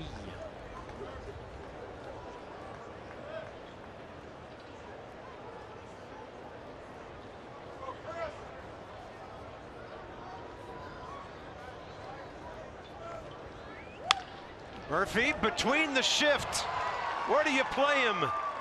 It's another multi-hit game, his 46th of the year. And Daniel Murphy has 146 base hits. Oh, when it's your year, it's your year. You want to shift me? Okay. Look at that. I mean, just threading the needle. Another 2-hit night. No big deal. That gets Bryce Harper to the plate. Bryce, a productive night. A walk in the first, then a ground ball in the third that almost went for a hit. He got an RBI.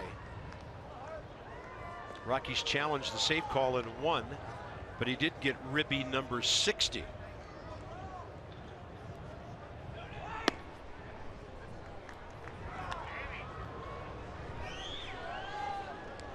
Harper 2 for 5 career against the left-hander Chris Russin.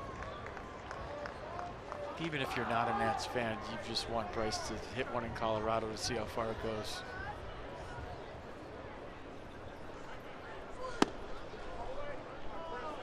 He may have to hit it to left center the way they're pitching. Yeah. Up there by the Burger Box or Burger Rocks. Or even off the Jack Daniel sign. Somewhere up there.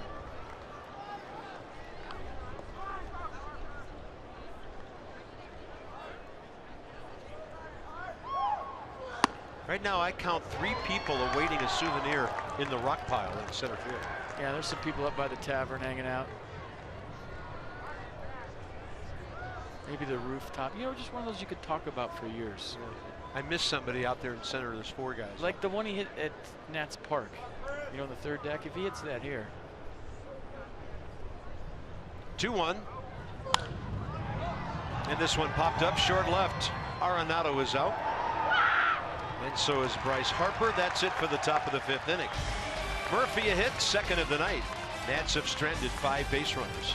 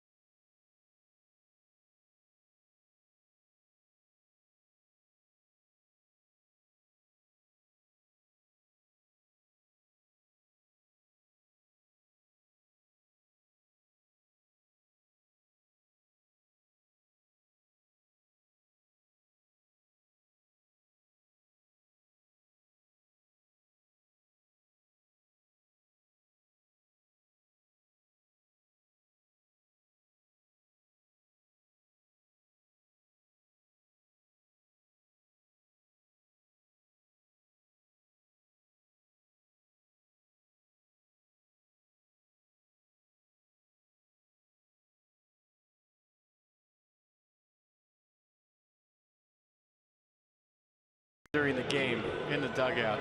That's just good stuff, guys. Celebrate Max Scherzer's historic domination with the 2nd of 2 no-hitter bobbleheads presented by PNC. Is that guy here today?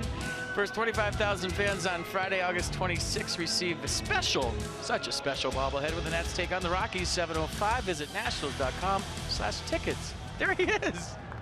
He is a friend of Dusty Baker's from Northern California, and he and Mike met outside the hotel today. Yeah, I saw him at the hotel. Walked by him, I said, "We made you famous last night." He said, "I know, my phone blew up." Dusty told Mike in spring training that, "Hey, I have a buddy that looks just like you." There he is. And I can't remember his name, so he's still Billy Maddox. He told me his name, I forgot it. He's got a name. Yeah. Billy Mack. Billy Mack. Charlie Blackmon, 5 for 19 career. That's just crazy. Against Yusmeiro Petit. Have you ever seen a doppelganger that accurate? It's unbelievable. It's unbelievable. Is that Mike's signature on his hat? Look like Dusty. It's Dusty's hunting buddy. One of them. From Willows, California.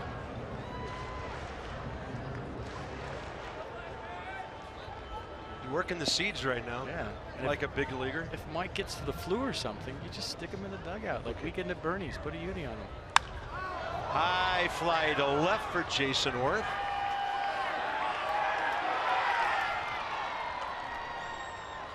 Well, on this scintillating story, Dan has more. Another hard-hitting report, Bob.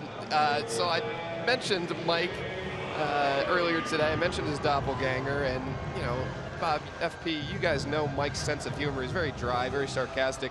He just kind of looked at me and deadpan goes, "Yeah, handsome son of a gun, isn't he?" It's fantastic. He talked to Mike too. He said his daughter was excited that we gave her a shout out on the air last night, actually. Hey, everybody's excited when they have a new uncle. Yeah. Or find out their dad has a twin. Here's DJ LeMahieu, who's the reason it's a 2-2 game. Long home run to left center. The Nats have not been able to stop him. He is 6 for 6 in this series. And responding in kind, Daniel Murphy has 3 hits. Because right now, the guy pursuing him is in the batter's box. Yeah, Mayhew at 341 right now.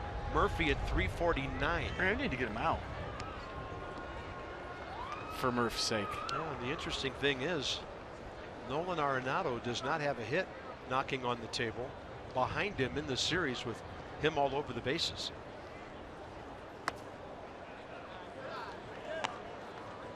LeMahieu career against Petit, 6 for 17. Here's the brilliant third baseman of the Rockies.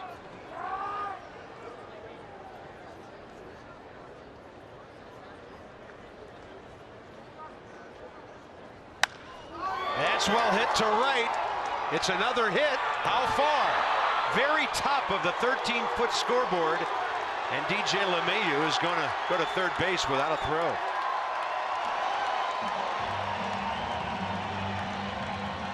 Unbelievable what he's doing to the Nats here. Now 7 for 7. A single homer, now a triple. And that ball's bell tied to a hot hitter. They don't miss those. And I thought this was gone right off the top of the wall. And usually the outfielder's got to be backing up there. I don't know where Ben Revere was. If you see a ball off the wall as a center fielder, you got to hustle over there. And that turned a double into a triple. Yeah, he's at third base with 1 out. Here's Arenado. He goes up pumping, smelling an RBI. He's driven in 93 to lead the league.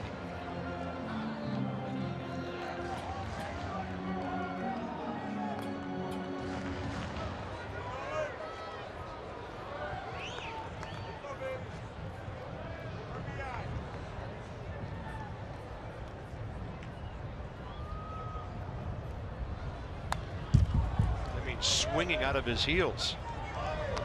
Now it's 0-2.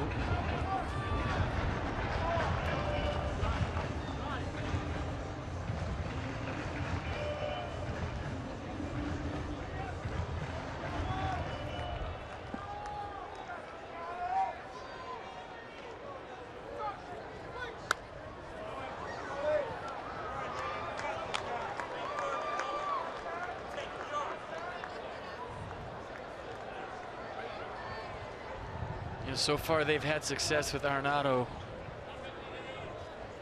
pounding him in. Don't let him be extended. He's got so much pop up the middle the other way.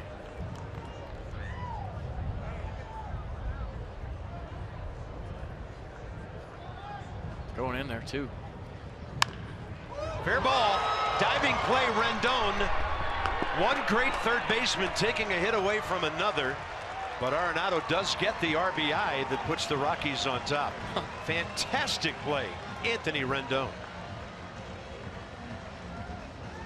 Well, a great play here by Anthony Rendon, who I think is Nolan Arenado's main competition for the Gold Glove at third. We talked about it last night. Arenado with 8 errors, Anthony with 5.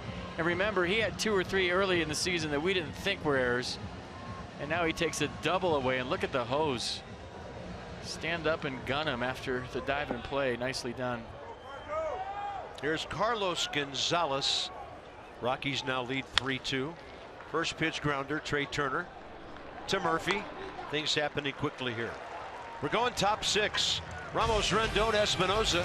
Thanks to Anthony, it's not a longer inning.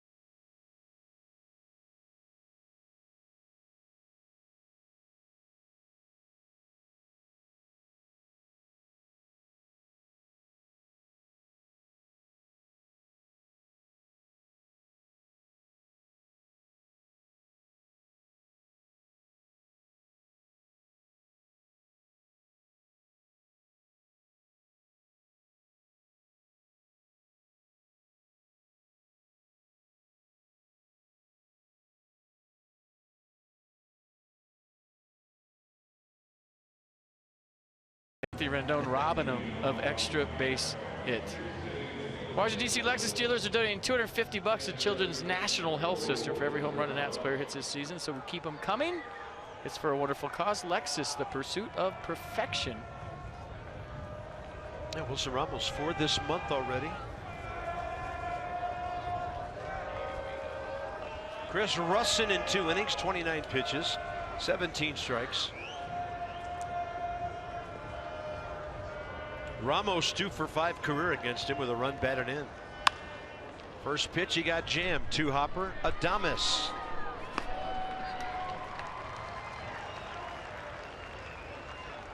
Next up, Anthony Rendon.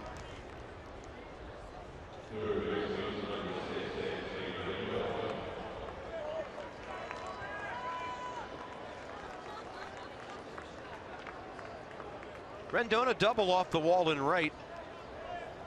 A hit that would have been a home run here last year. Then he hit a fly ball to right. You know, the game within the game. Nolan Arenado's saying, don't hit it by me right now. That's what you do. If a guy robs you and they hit anything near you, you're thinking about robbing them back. That's what players do.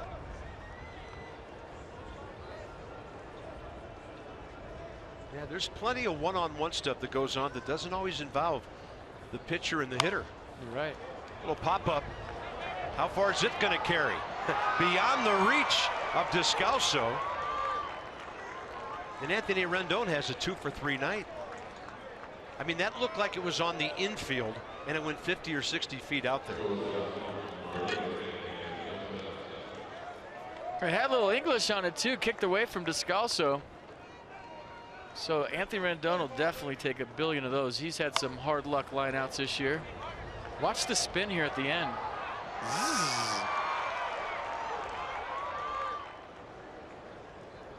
Here's Danny Espinosa, the first batter Russin faced out of the rain delay 2 innings ago.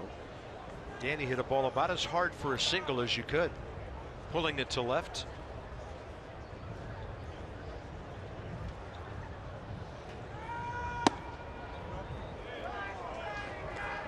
Yeah, 112. That is pretty hard.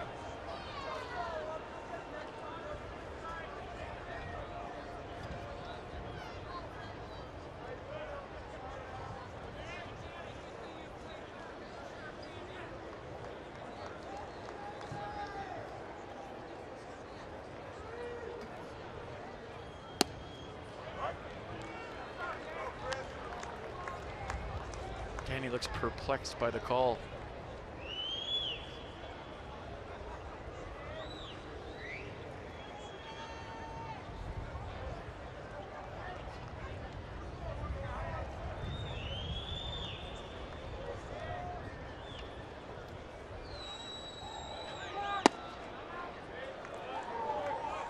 Two balls, 1 strike.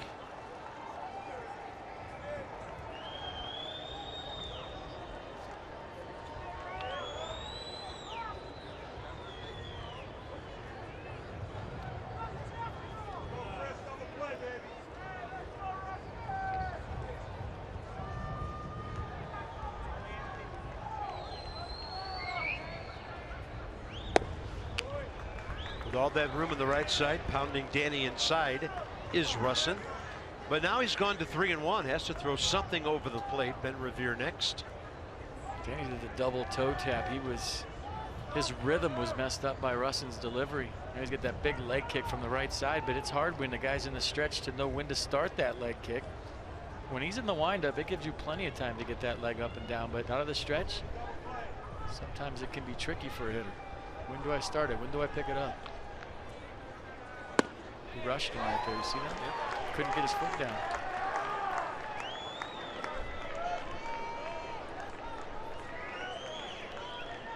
Watch his footy. See him rush, and now the ball's by him. It's tricky out of the stretch. Watch. Whoop. I think even if he wanted to pull the trigger on that, he couldn't.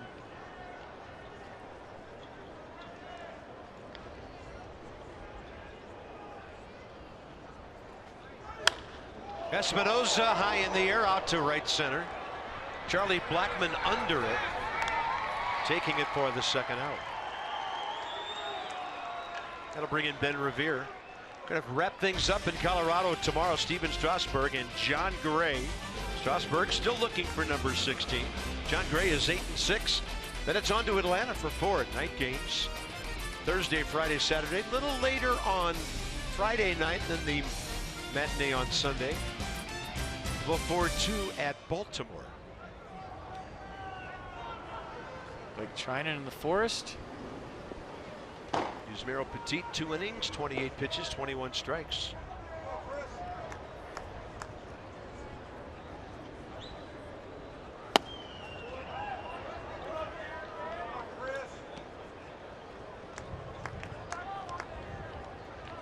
Yusmeiro is on deck. If the inning ends here, he could pitch another inning, but if the Nats get something going, they would hit for him. And that's the right-hander, Matt Caracetti, for the Rockies. 1-0 with 2 outs, and Revere jam pulls it.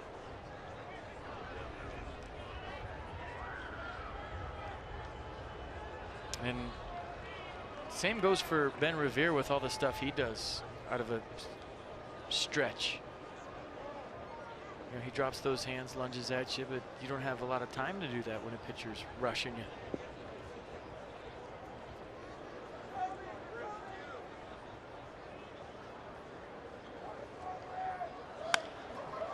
And Revere, inside out swing, 3 or 4 feet foul. Well, I watched MLB today, MLB Central, and Mark DeRosa had Josh Donaldson on, and Josh Donaldson broke down hitting in a way that I have never heard before. It was mind-blowing what he was talking about on how he gets that leg kick up and keeps the pressure on his back hip, and how it's like stretching a rubber band, and the bat just trails as a result of all the energy he creates with his lower half. He doesn't even think about swinging the bat. The bat just comes along for the ride. Amazing stuff for a guy that's just 6 feet tall and hits 40 bombs a year. If you get a chance to Google it or search it, and you want to get really deep into the art of hitting, it's really good stuff. Some of the best I've ever seen on TV.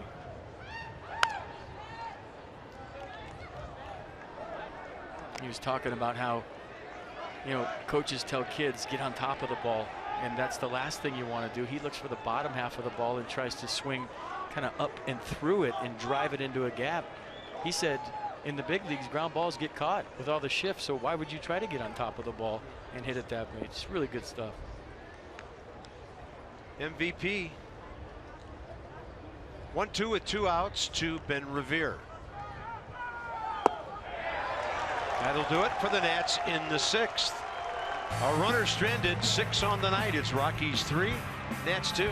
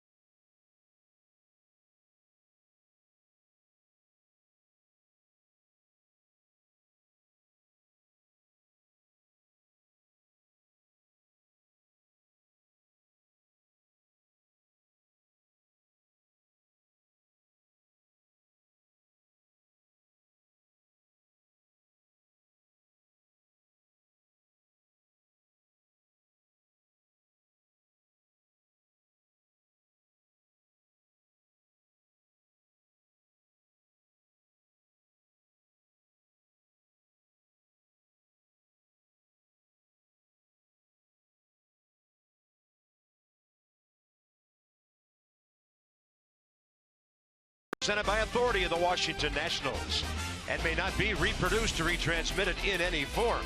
And the accounts and descriptions of this game may not be disseminated without the expressed written consent of the Washington Nationals. Check this out, stay. You want a treat? You want a treat? Stay. How about a treat? Good boy. Girl. Pink collar. You want another one? One more. One more.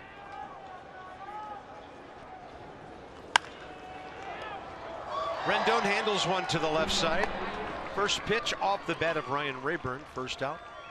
Bottom 6. Third inning of work for Yusmeiro Petit. Any further analysis on the sequence we just saw? No, Would you like to wrap it up? I can train dogs on TV. I am the dog whisperer. I know breeds like no other, and I can train them from the booth. Okay. One more. Stay.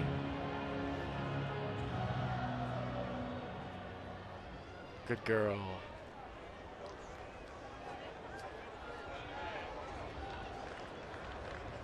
Those Wheaton Terriers are the best dogs ever.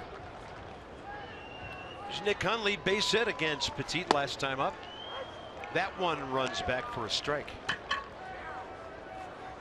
Yusmeiro will be in his final inning of work here. Due to bat first in the 7th.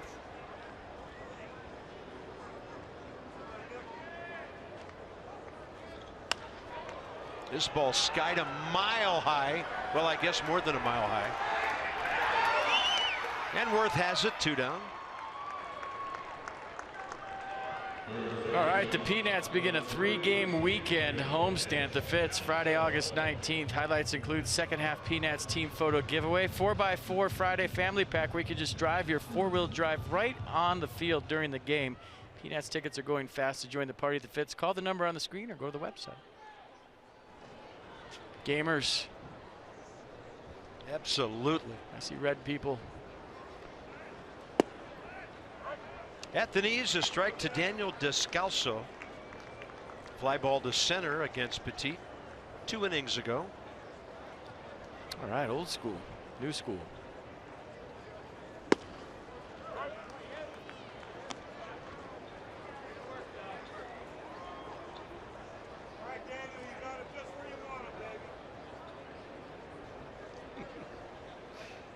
Oh, 2 count. Rockies fan says you got him right where you want him, Daniel. Outside 1-2.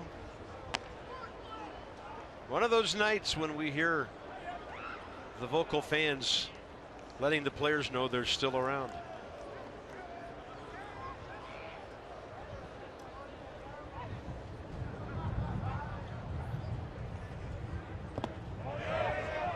That's a swing. And evidently Petit had Descalso right where he wanted him. 1-2-3 for Yusmeiro. He gives up a run on 3 hits and 3 innings of relief. 3-2 after 6.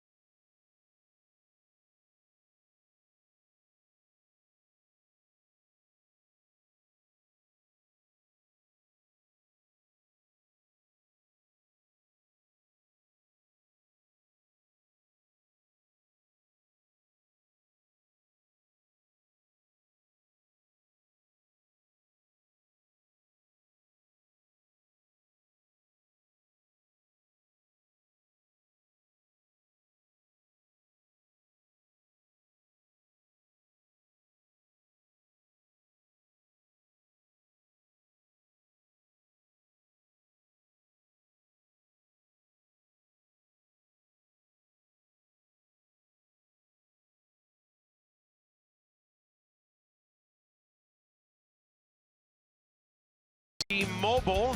Eric Ibar, we just saw him for the Braves playing shortstop against the Nats. Mike Aviles and he will trade places between Detroit and Atlanta. Chase Utley, standing ovation, hits a home run, his first at bat back for the Dodgers in Philly. Curtain call, then he hits a grand slam. Curtain call again in Philadelphia. Then he got traded back to the Phillies. Yeah, they'd like to have him back, wouldn't they? And Zach Greinke, well, having a rough ride. 5.80 ERA, worst season in 11 years. He was the big marquee pickup of the Diamondbacks, but it's not working out. For the Colorado Rockies, 25-year-old Matt Carasetti out of St. John's. High school ball in Berlin, Connecticut. And he makes the appearance here against the Nats in the 7th inning, only his second at the big league level. 2 innings, 4 hits, 2 runs so far.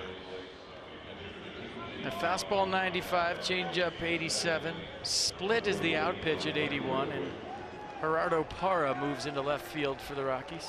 And he should be batting second.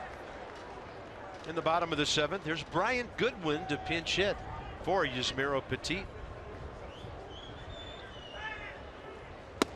You said batting second, and then you paused and said in the bottom of the 7th.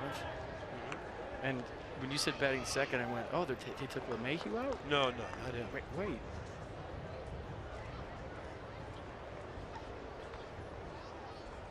It's an old announcer's trick. A dramatic pause at the right moment can confuse anyone. Yeah, you got me. Even a lifelong baseball observer. What is Walt Weiss thinking? 7 for 7. Yeah, he's not going anywhere. Win the series.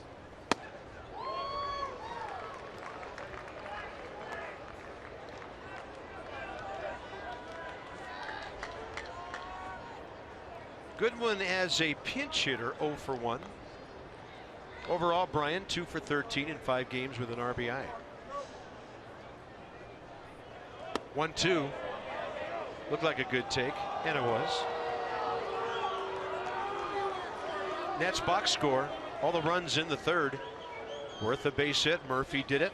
Harper ground ball RBI. Then Ramos off the wall and right. That's how they got their 2 runs. They have 5 other hits, but they've been 1 each in 5 innings. The 3rd inning, the only time they put any hits together. Goodwin foul.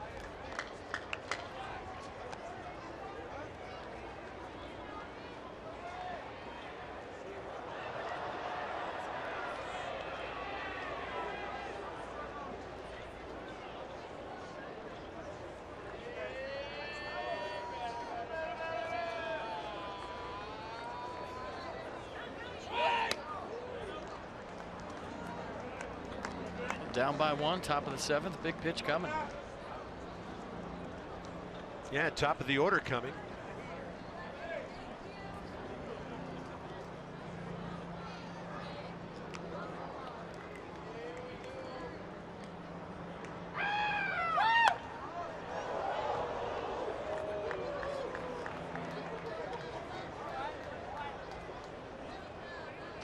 Oliver Perez.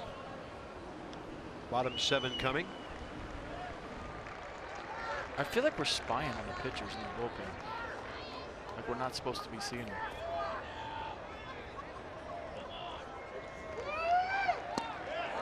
That's a pretty good at bat. There were some really close pitches. Brian Goodwin, a couple of great takes to get the base on balls, and Nissan will show it. I think he went with the split there, 3-2. Pretty close pitch. He didn't get the call. Leadoff man on. Game on.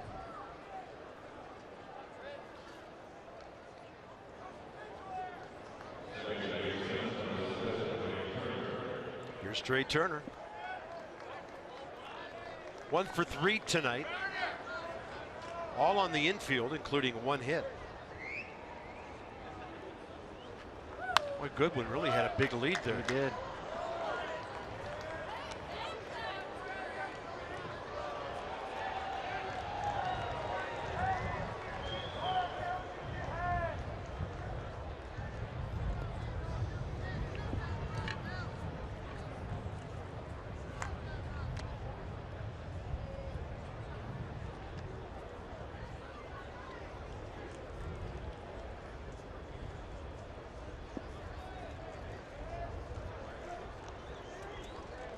Nationals down by a run. Closer.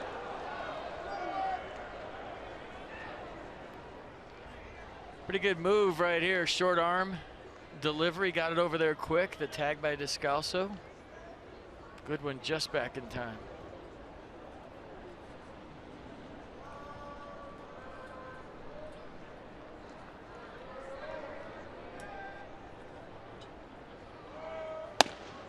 Trey Turner laying off the high heater.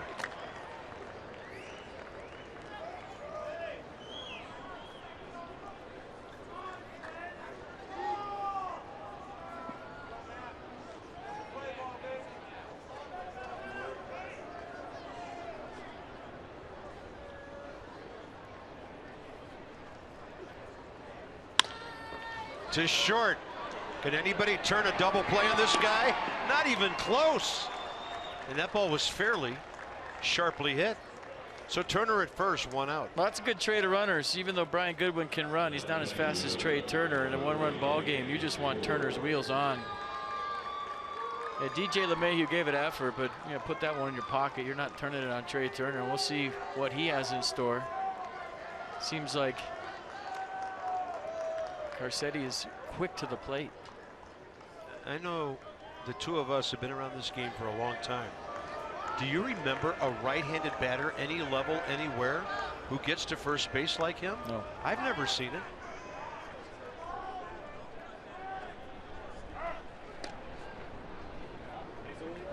And I can't remember having a teammate or as a broadcaster watching games where I've been so excited as a fan to see somebody on first. You know, when it's 10:49 at night and you're excited by a fielder's choice, that's telling you something about the guy. Right.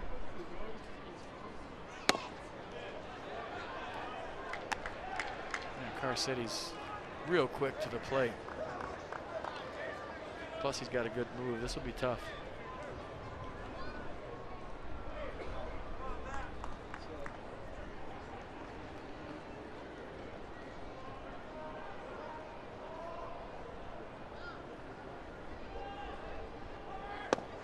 That's right in there.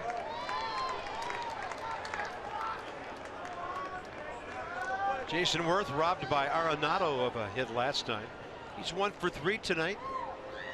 In case you were working the late shift and weren't with us for the third inning, he did get a base hit to center, and his on-base streak is 44 games in a row, a new Nationals record.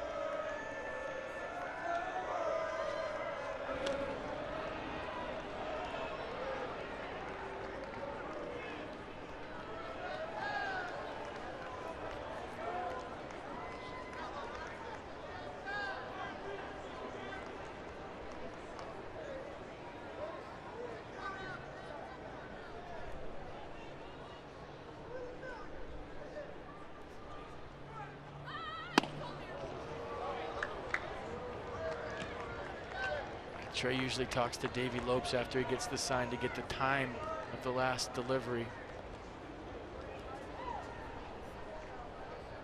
Like I said, Carcetti's probably close to a 1.0 to home, which is just too fast. Try to get him right here with the stopwatch.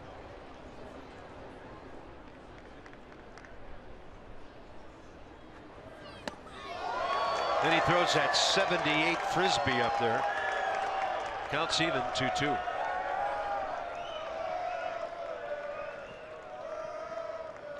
And that's the split at 78. Looks like a fastball just doesn't get there.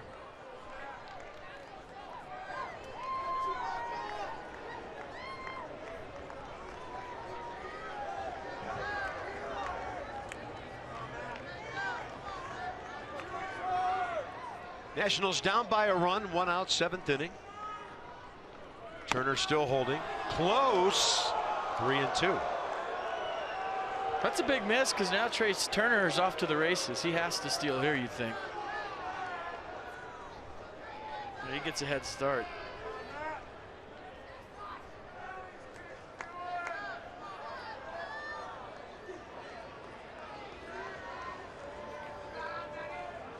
That in mind to throw over a low throw right into the runner. Descalso trying to dig and tag Jab step, he was rolling. I think Walt Weiss might be looking at this one.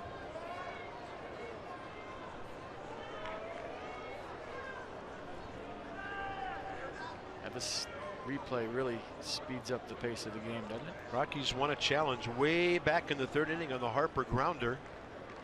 He was called safe, but then they overturned it. Got the RBI anyway.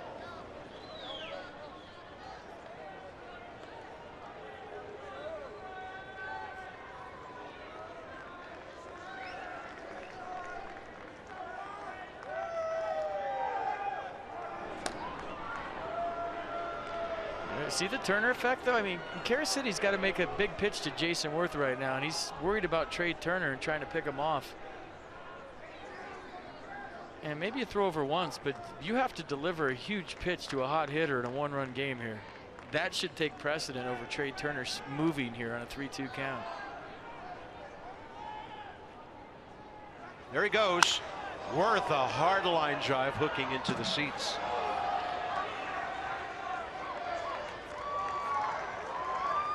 Gotta get a new bat.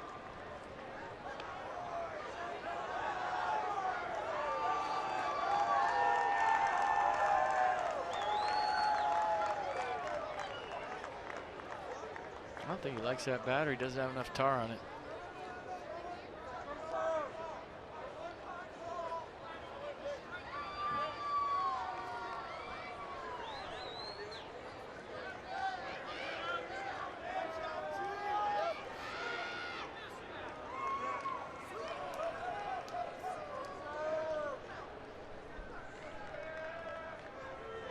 Two again. Was that a glancing blow or just missing? Jason Worth going straight down. So 2 on, 1 out. That was dangerous. I think it might have grazed him. Telling Davey Lopes he's okay, but to my point, he's worried about Trey Turner. Trey Turner's going 3-2. There's nothing you can do about that. You have to make a big pitch in a 1-run game, and that's your 3-2 pitch. The Trey Turner effect. And this is right up around the tower, and I think he just got his elbow guard up, and it ricocheted off that. That's just a split. You see the rotation that squirted out? Nowhere near. And now Karasetti out of the ball game. They'll come with a lefty. Boone Logan against Daniel Murphy. 2 on, 1 out. 7th inning.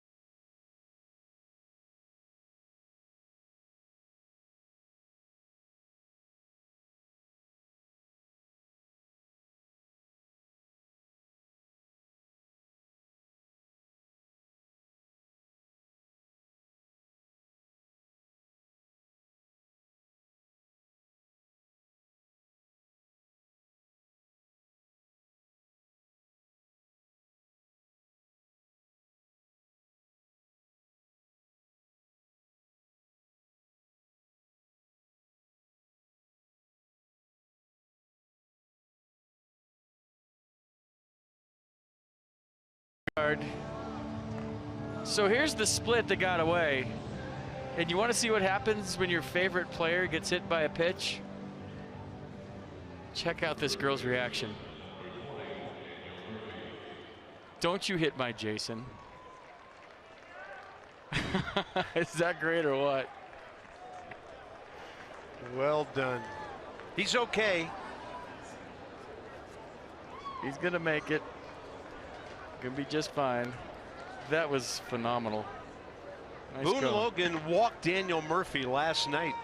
52nd appearance. Yeah, fastball 93, slider 83. It was prior to a big double by Bryce Harper. Logan now a step off.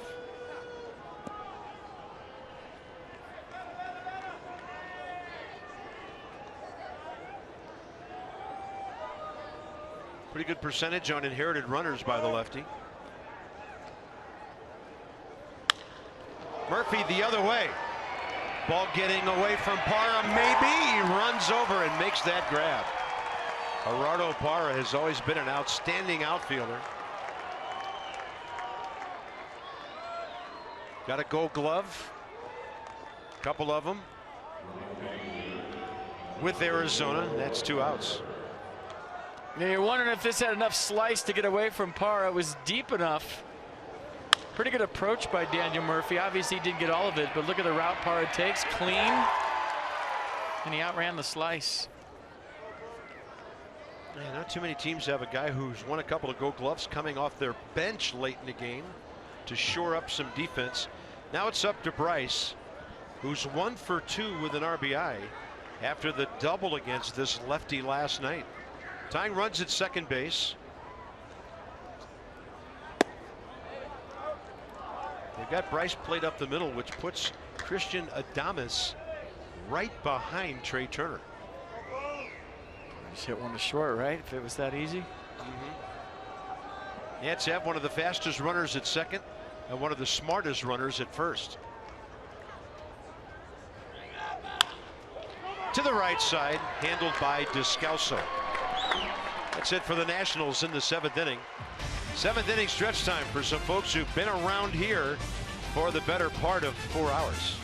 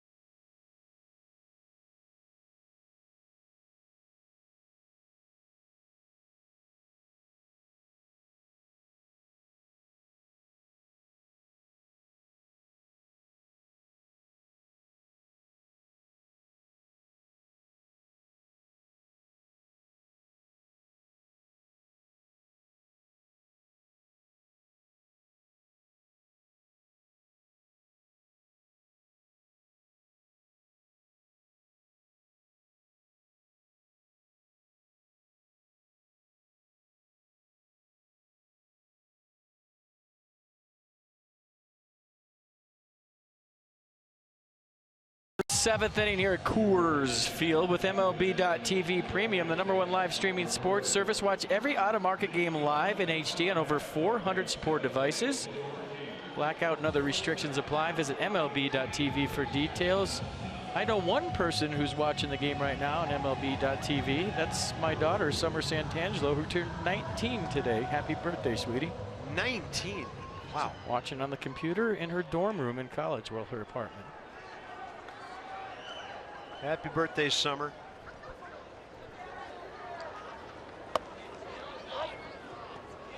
Christian Adames facing Oliver Perez. His first appearance of the series.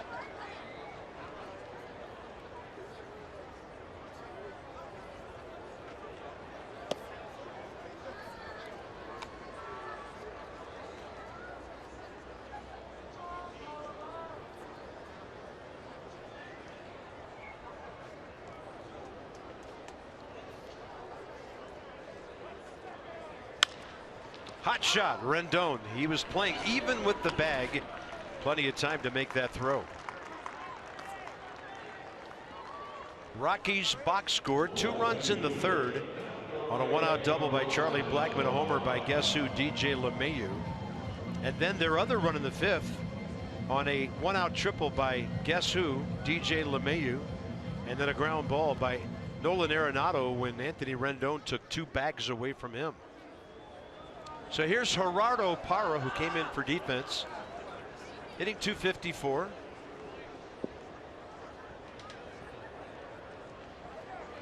.29 years of age now. 6 years with Arizona. He was with Milwaukee last year. Hit .328 for them. Ended the season, by the way, last 55 games with Baltimore, and hit .237.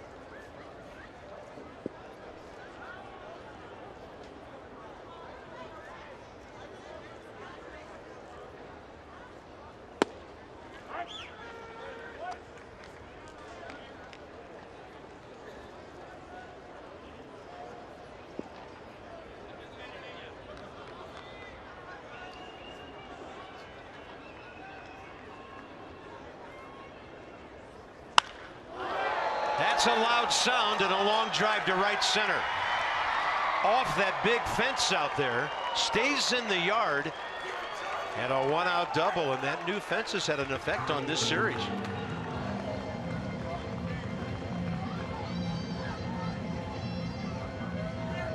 And that's always been the part of the ballpark where the so-called jet stream takes fly balls. Did that hit the new part? I think it might have, just over the old wall.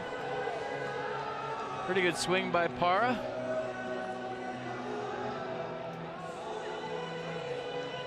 Yeah, on the screen up there.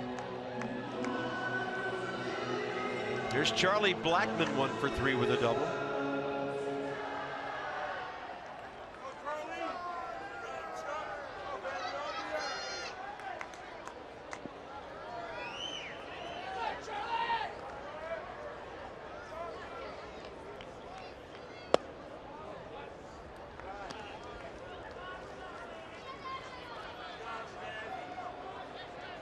There's a lot of great things about Coors Field. One of my favorite ballparks. That new fence by the bullpen is not one of my new favorite things.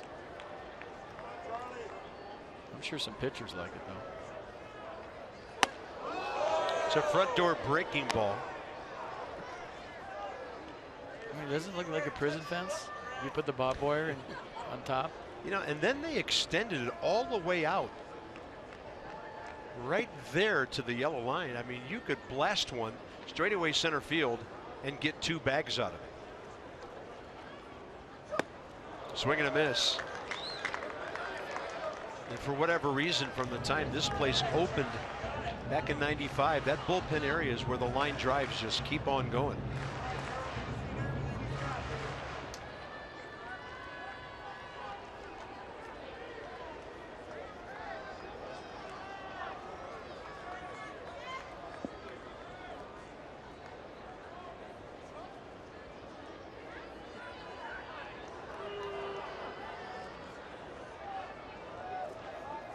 It's a big run there at second base here in the 7th. Blackmon and LeMahieu to deal with here.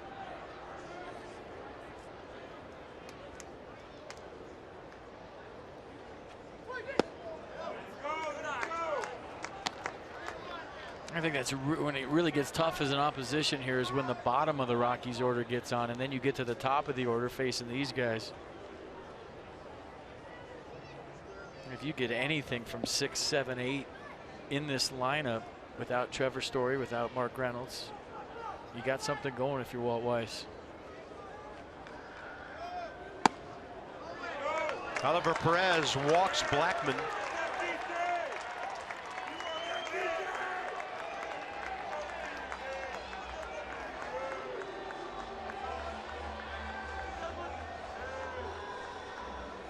There's Blake Treinen. Well, there's 1 out, couple of guys on. We know what Dusty wants. A ground ball to the left side of the infield. It's worked once in this series, and now a very hot hitter tries to work it again.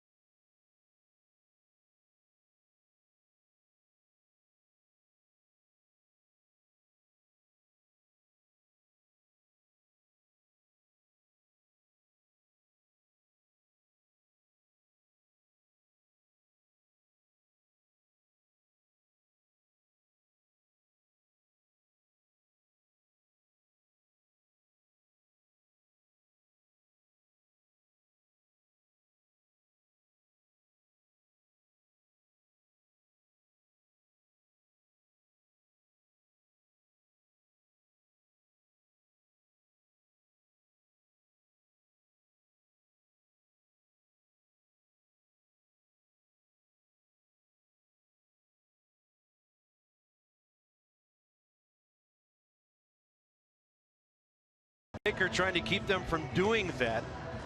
And it's getting to the point now where when Blake Trinan comes into a ball game, everybody knows what's going on.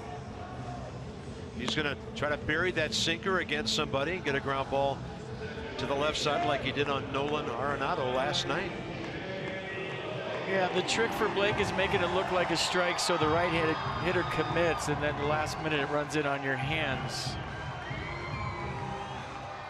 But a tall task for Blake here. Trying to get DJ LeMahieu out, who's 7 for 7 in the series. He has it into a team high 16 double plays this year.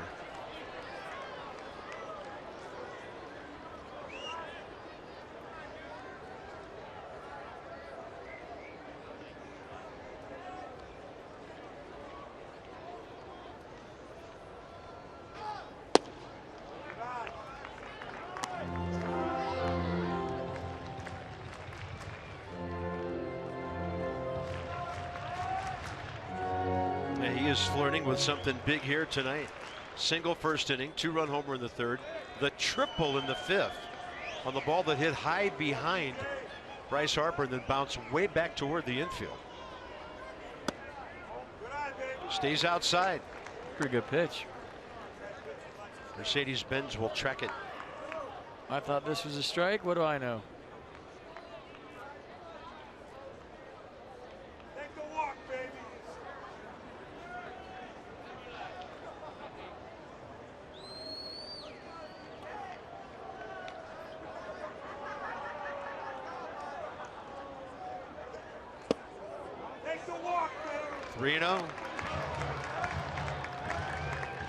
Not missing by much, I'll tell you that. Look at all the pitches. 2 and 3 are strikes.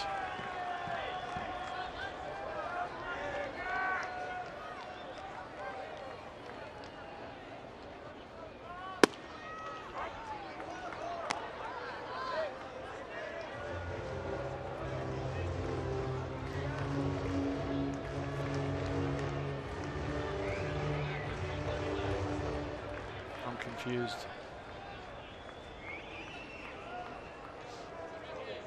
Strike one was ball 2. I'm confused as well. Strike 2 is ball 3. And that's ball 4 no matter where it was. Bases loaded with 1 out.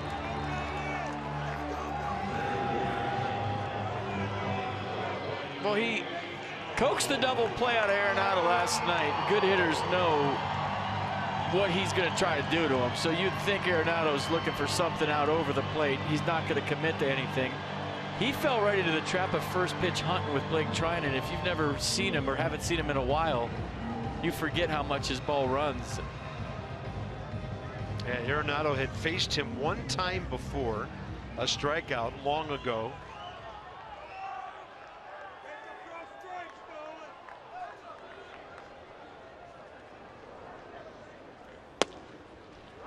Strike called with the slider. He was taken all the way.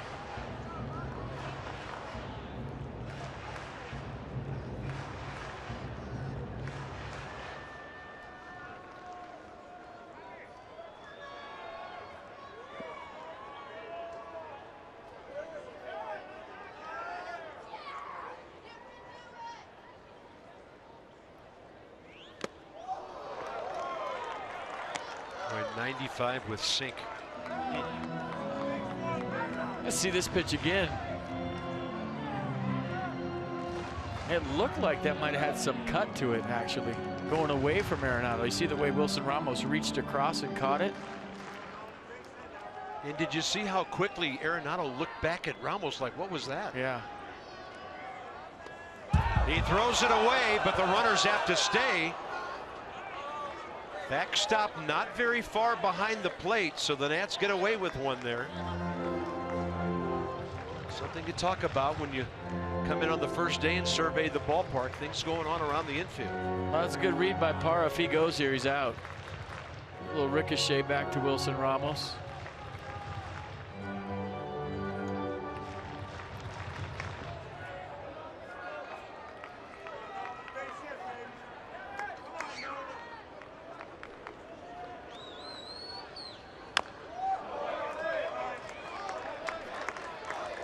I like the way he's mixing it up, mixing the slider in there. He's got Nolan Arenado now leaning out over the plate for that last slider, which might open the door for the sinker in here in a 1-2 count. It was a 5-3 grounder to Anthony Rendon last evening.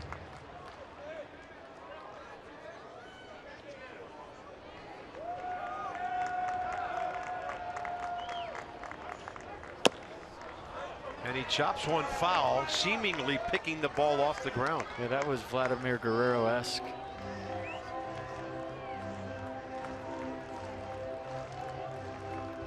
I don't know how he hit this. And he almost got Hunter Pence.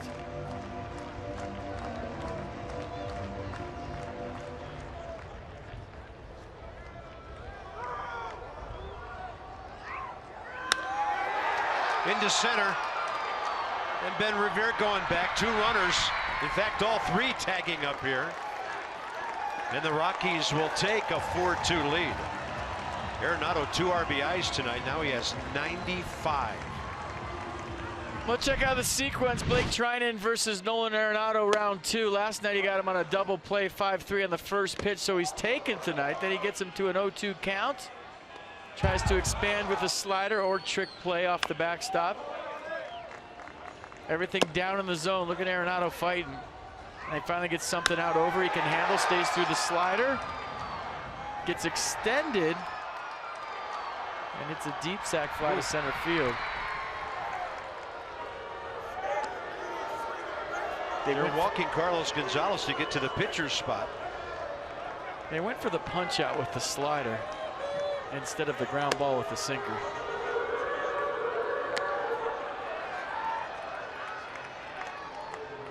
David Dahl is on deck. You'll see him in a second. By the way, the first pitch that Blake Treinen threw, Wilson Ramos had to scramble back to his right to catch ball 1. Now it's 3-0 on the intentional.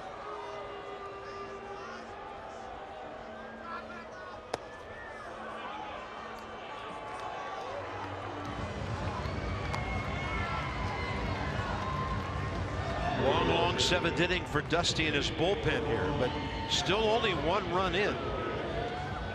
Mike Maddox will trot to the mound and talk about the matchup.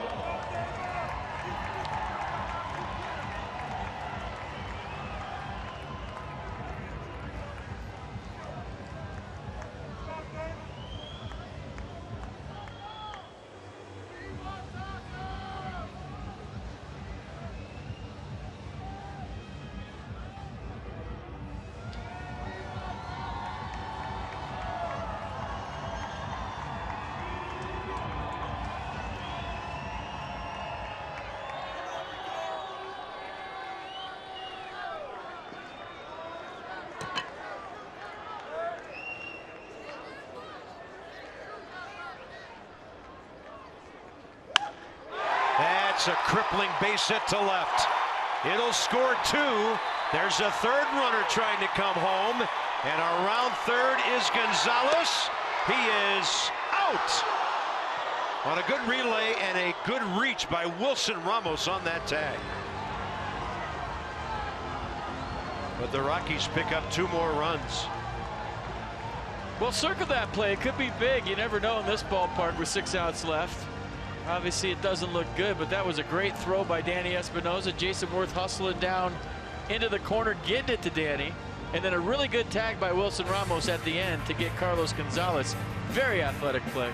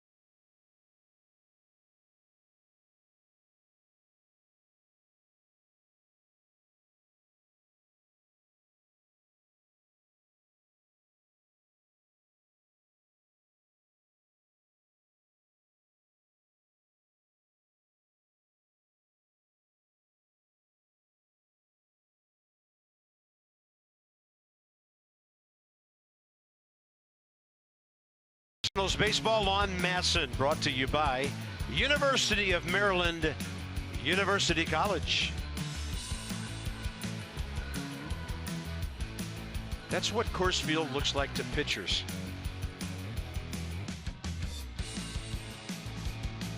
Six-2 Rockies. We're going to the top of the 8th inning.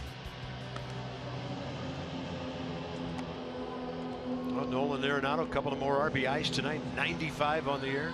Show you some Geico highlights of some leather at third base. We talked about it yesterday at the outset. You're going to see two of the best defensive third basemen in baseball. That one almost got away, but what a cannon. And then how about Anthony Rendon? Little snaggage. And then Jason Worth. Look how far away Arenado is with the sidearm flip. And then give me some Anthony Rendon. Robbing Nolan Arenado. Straight over the top, cannon. So two real good ones going at it here at Coors Field. Yeah, fun guys to watch. Both sides of the ball. Great instincts, unbelievable arms, quickness.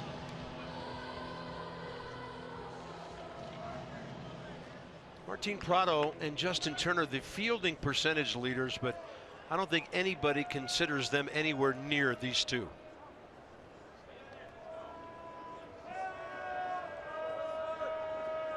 Ramos, Rendon, and Espinoza. The Nats looking at Carlos Estevez here in the top of the 8th inning. Yeah, big fastball. It averages 97 miles an hour. Slider 85, occasional change at 89.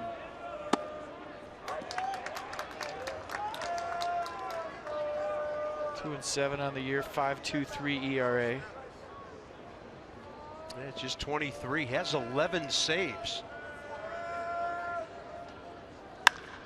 Ramos. That one sending Blackmon back, and he'll be backpedaling as he catches it edge of the track.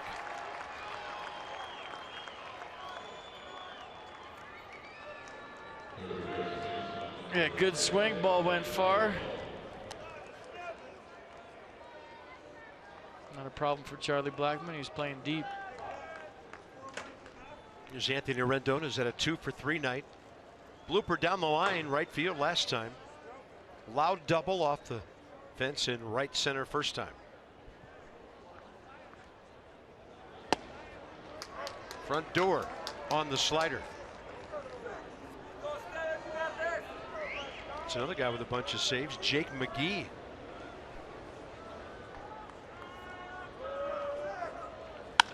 Rendon, a 3-for-4 night. I'm telling you, as soon as the ball hits the ground, you know it's through. Anthony Rendon now hitting well over .310 his last 25 games. Nats love fastballs. I mean, the harder you throw, the more they like it. So we'll see what happens here, but a couple of hard hit balls to start up the 8th.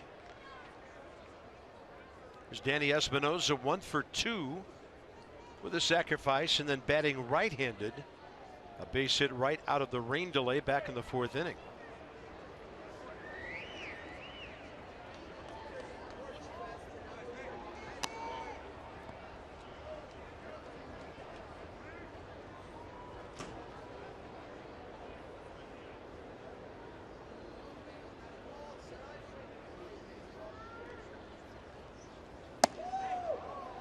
Now 21 walks for Estevez in just 43 innings, so you have to make him throw strikes too.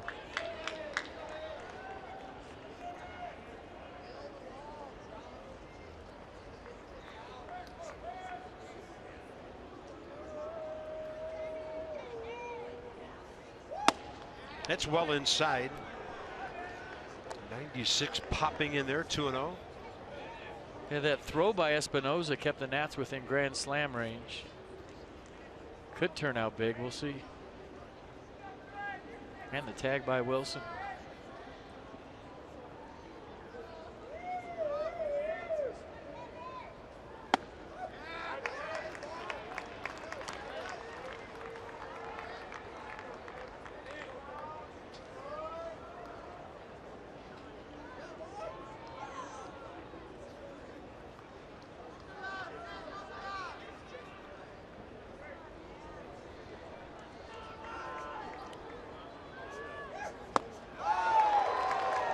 Power versus power here, and it's 2-2.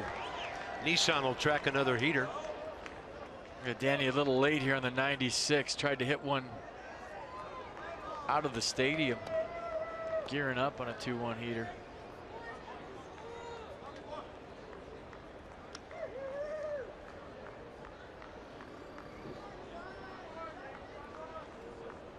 Contact needed on 2-2.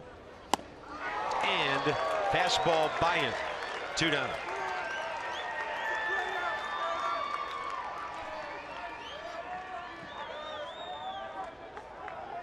Next up is Ben Revere trying to keep the inning going, most likely for Clint Robinson.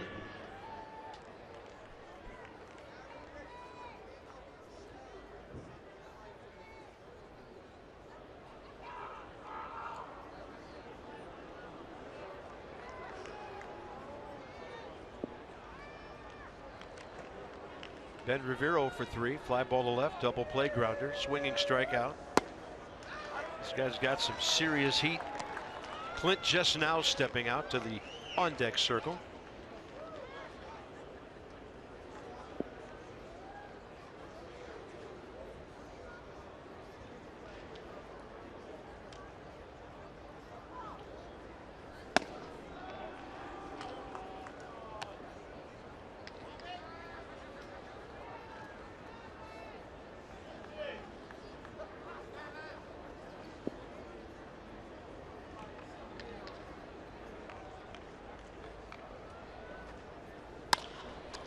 Up the middle, looked like a hit until it got stabbed by the pitcher.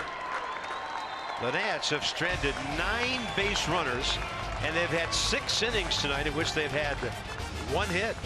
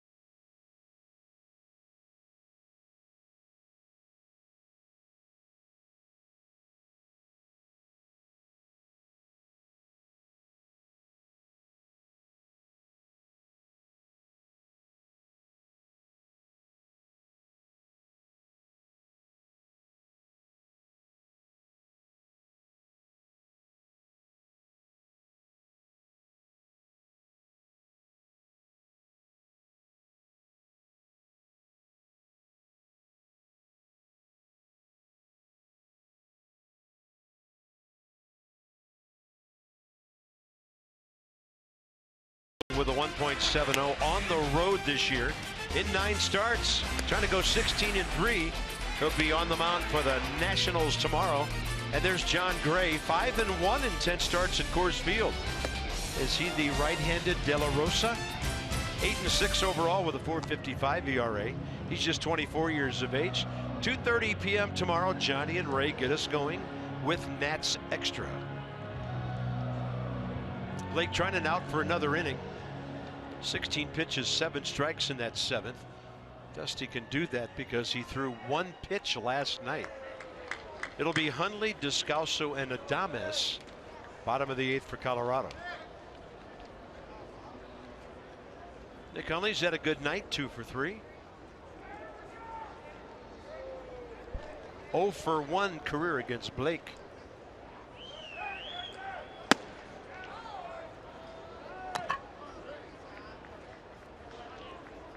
Giants dropping 1 at home. Moments ago, the Pirates held on 4-3 in San Fran. So the Los Angeles Dodgers, who've been pursuing the Giants for months, are in first place in the NL West by a half game.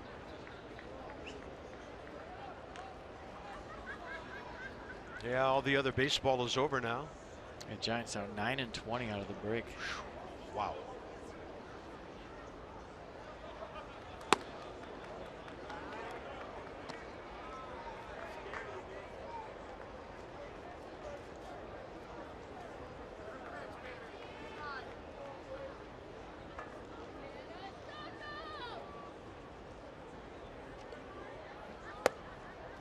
Blake Trinan missing on 4 in a row to Nick Hundley.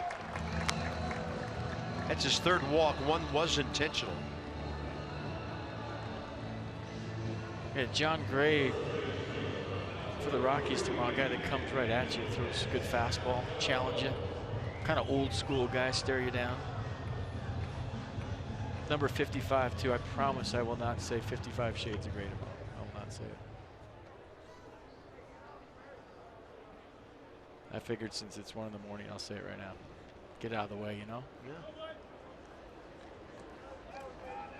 Weekdays on Massa. I don't think so.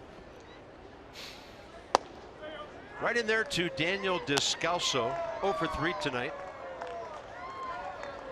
Against Blake Trinan, career 0 for 1.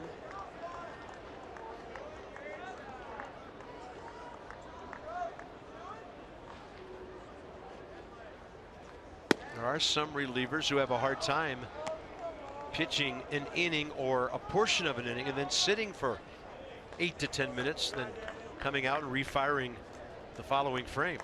So Blake trying to get his command of the strike zone back here.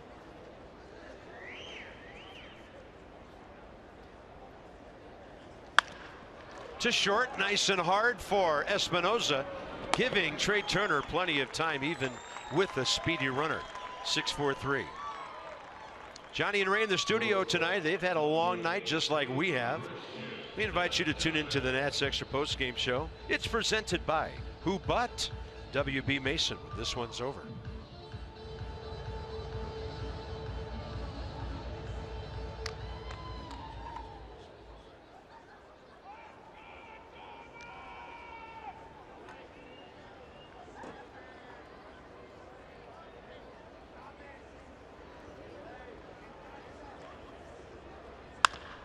Another ground ball out coming as Turner handles it.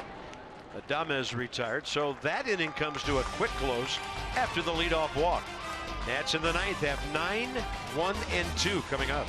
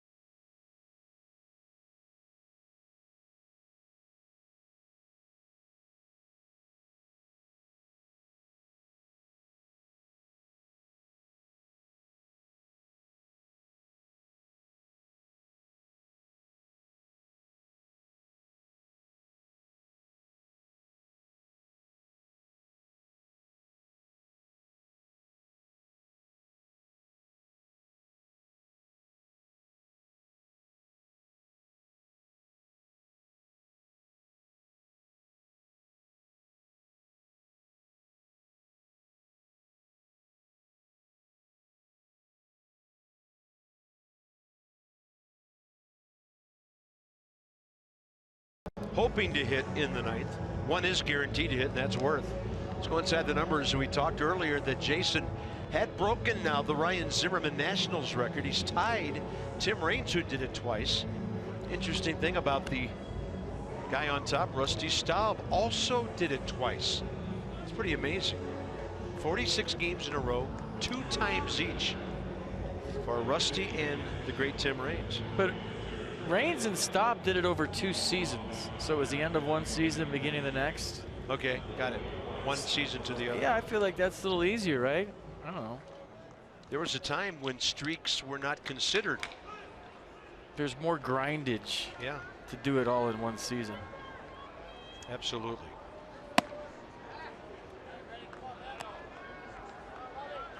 But there was a time when the rule book stated that streaks did not carry over from one season to another, mostly regarding hitting streaks. Here's the guy serving as their closer, Adam Ottavino. Not a save situation, but the Rockies treating it as such, and Clint Robinson finally coming down to Adames. 1 out, 9th inning.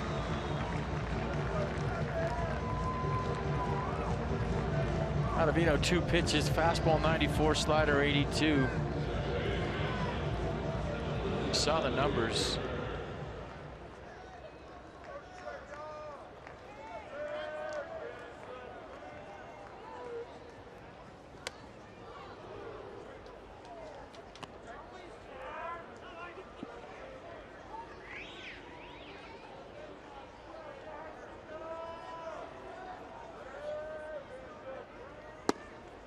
Right in there to Trey Turner.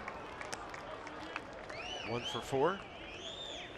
Ottavino pitched the 9th last evening. Gave up a Harper base hit. Set down the Nats before Mark Melancon closed out the evening. So getting a lot of 9th inning work here.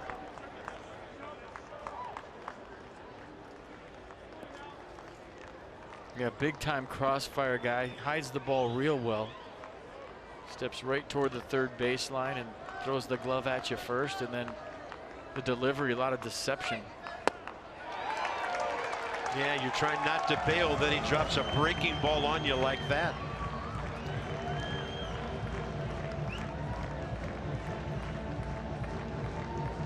Now there's the slider.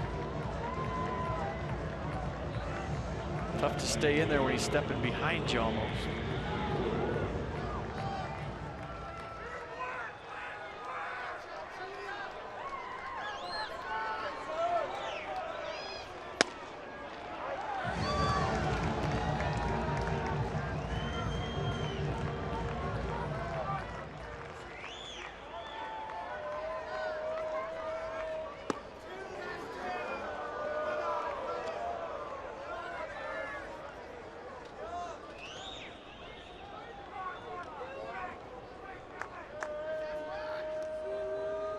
One pitch. Close, up and away. So Ottavino trying to take his scoreless streak to 29 2/3. And that's over 35 appearances now.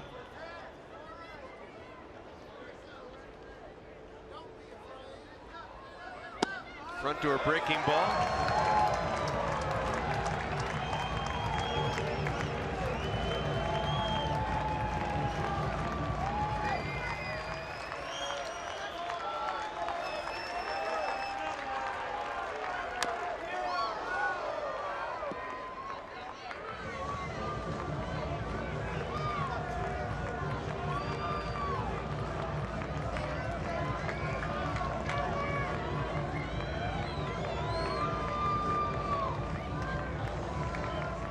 Tough at bat for Jason. Last time he got hit to the ball right at him, and now he's got a guy stepping behind him throwing 95. 2-2 pitch. Not biting on that breaking pitch. And the count goes full with a chance to get Daniel Murphy to the plate.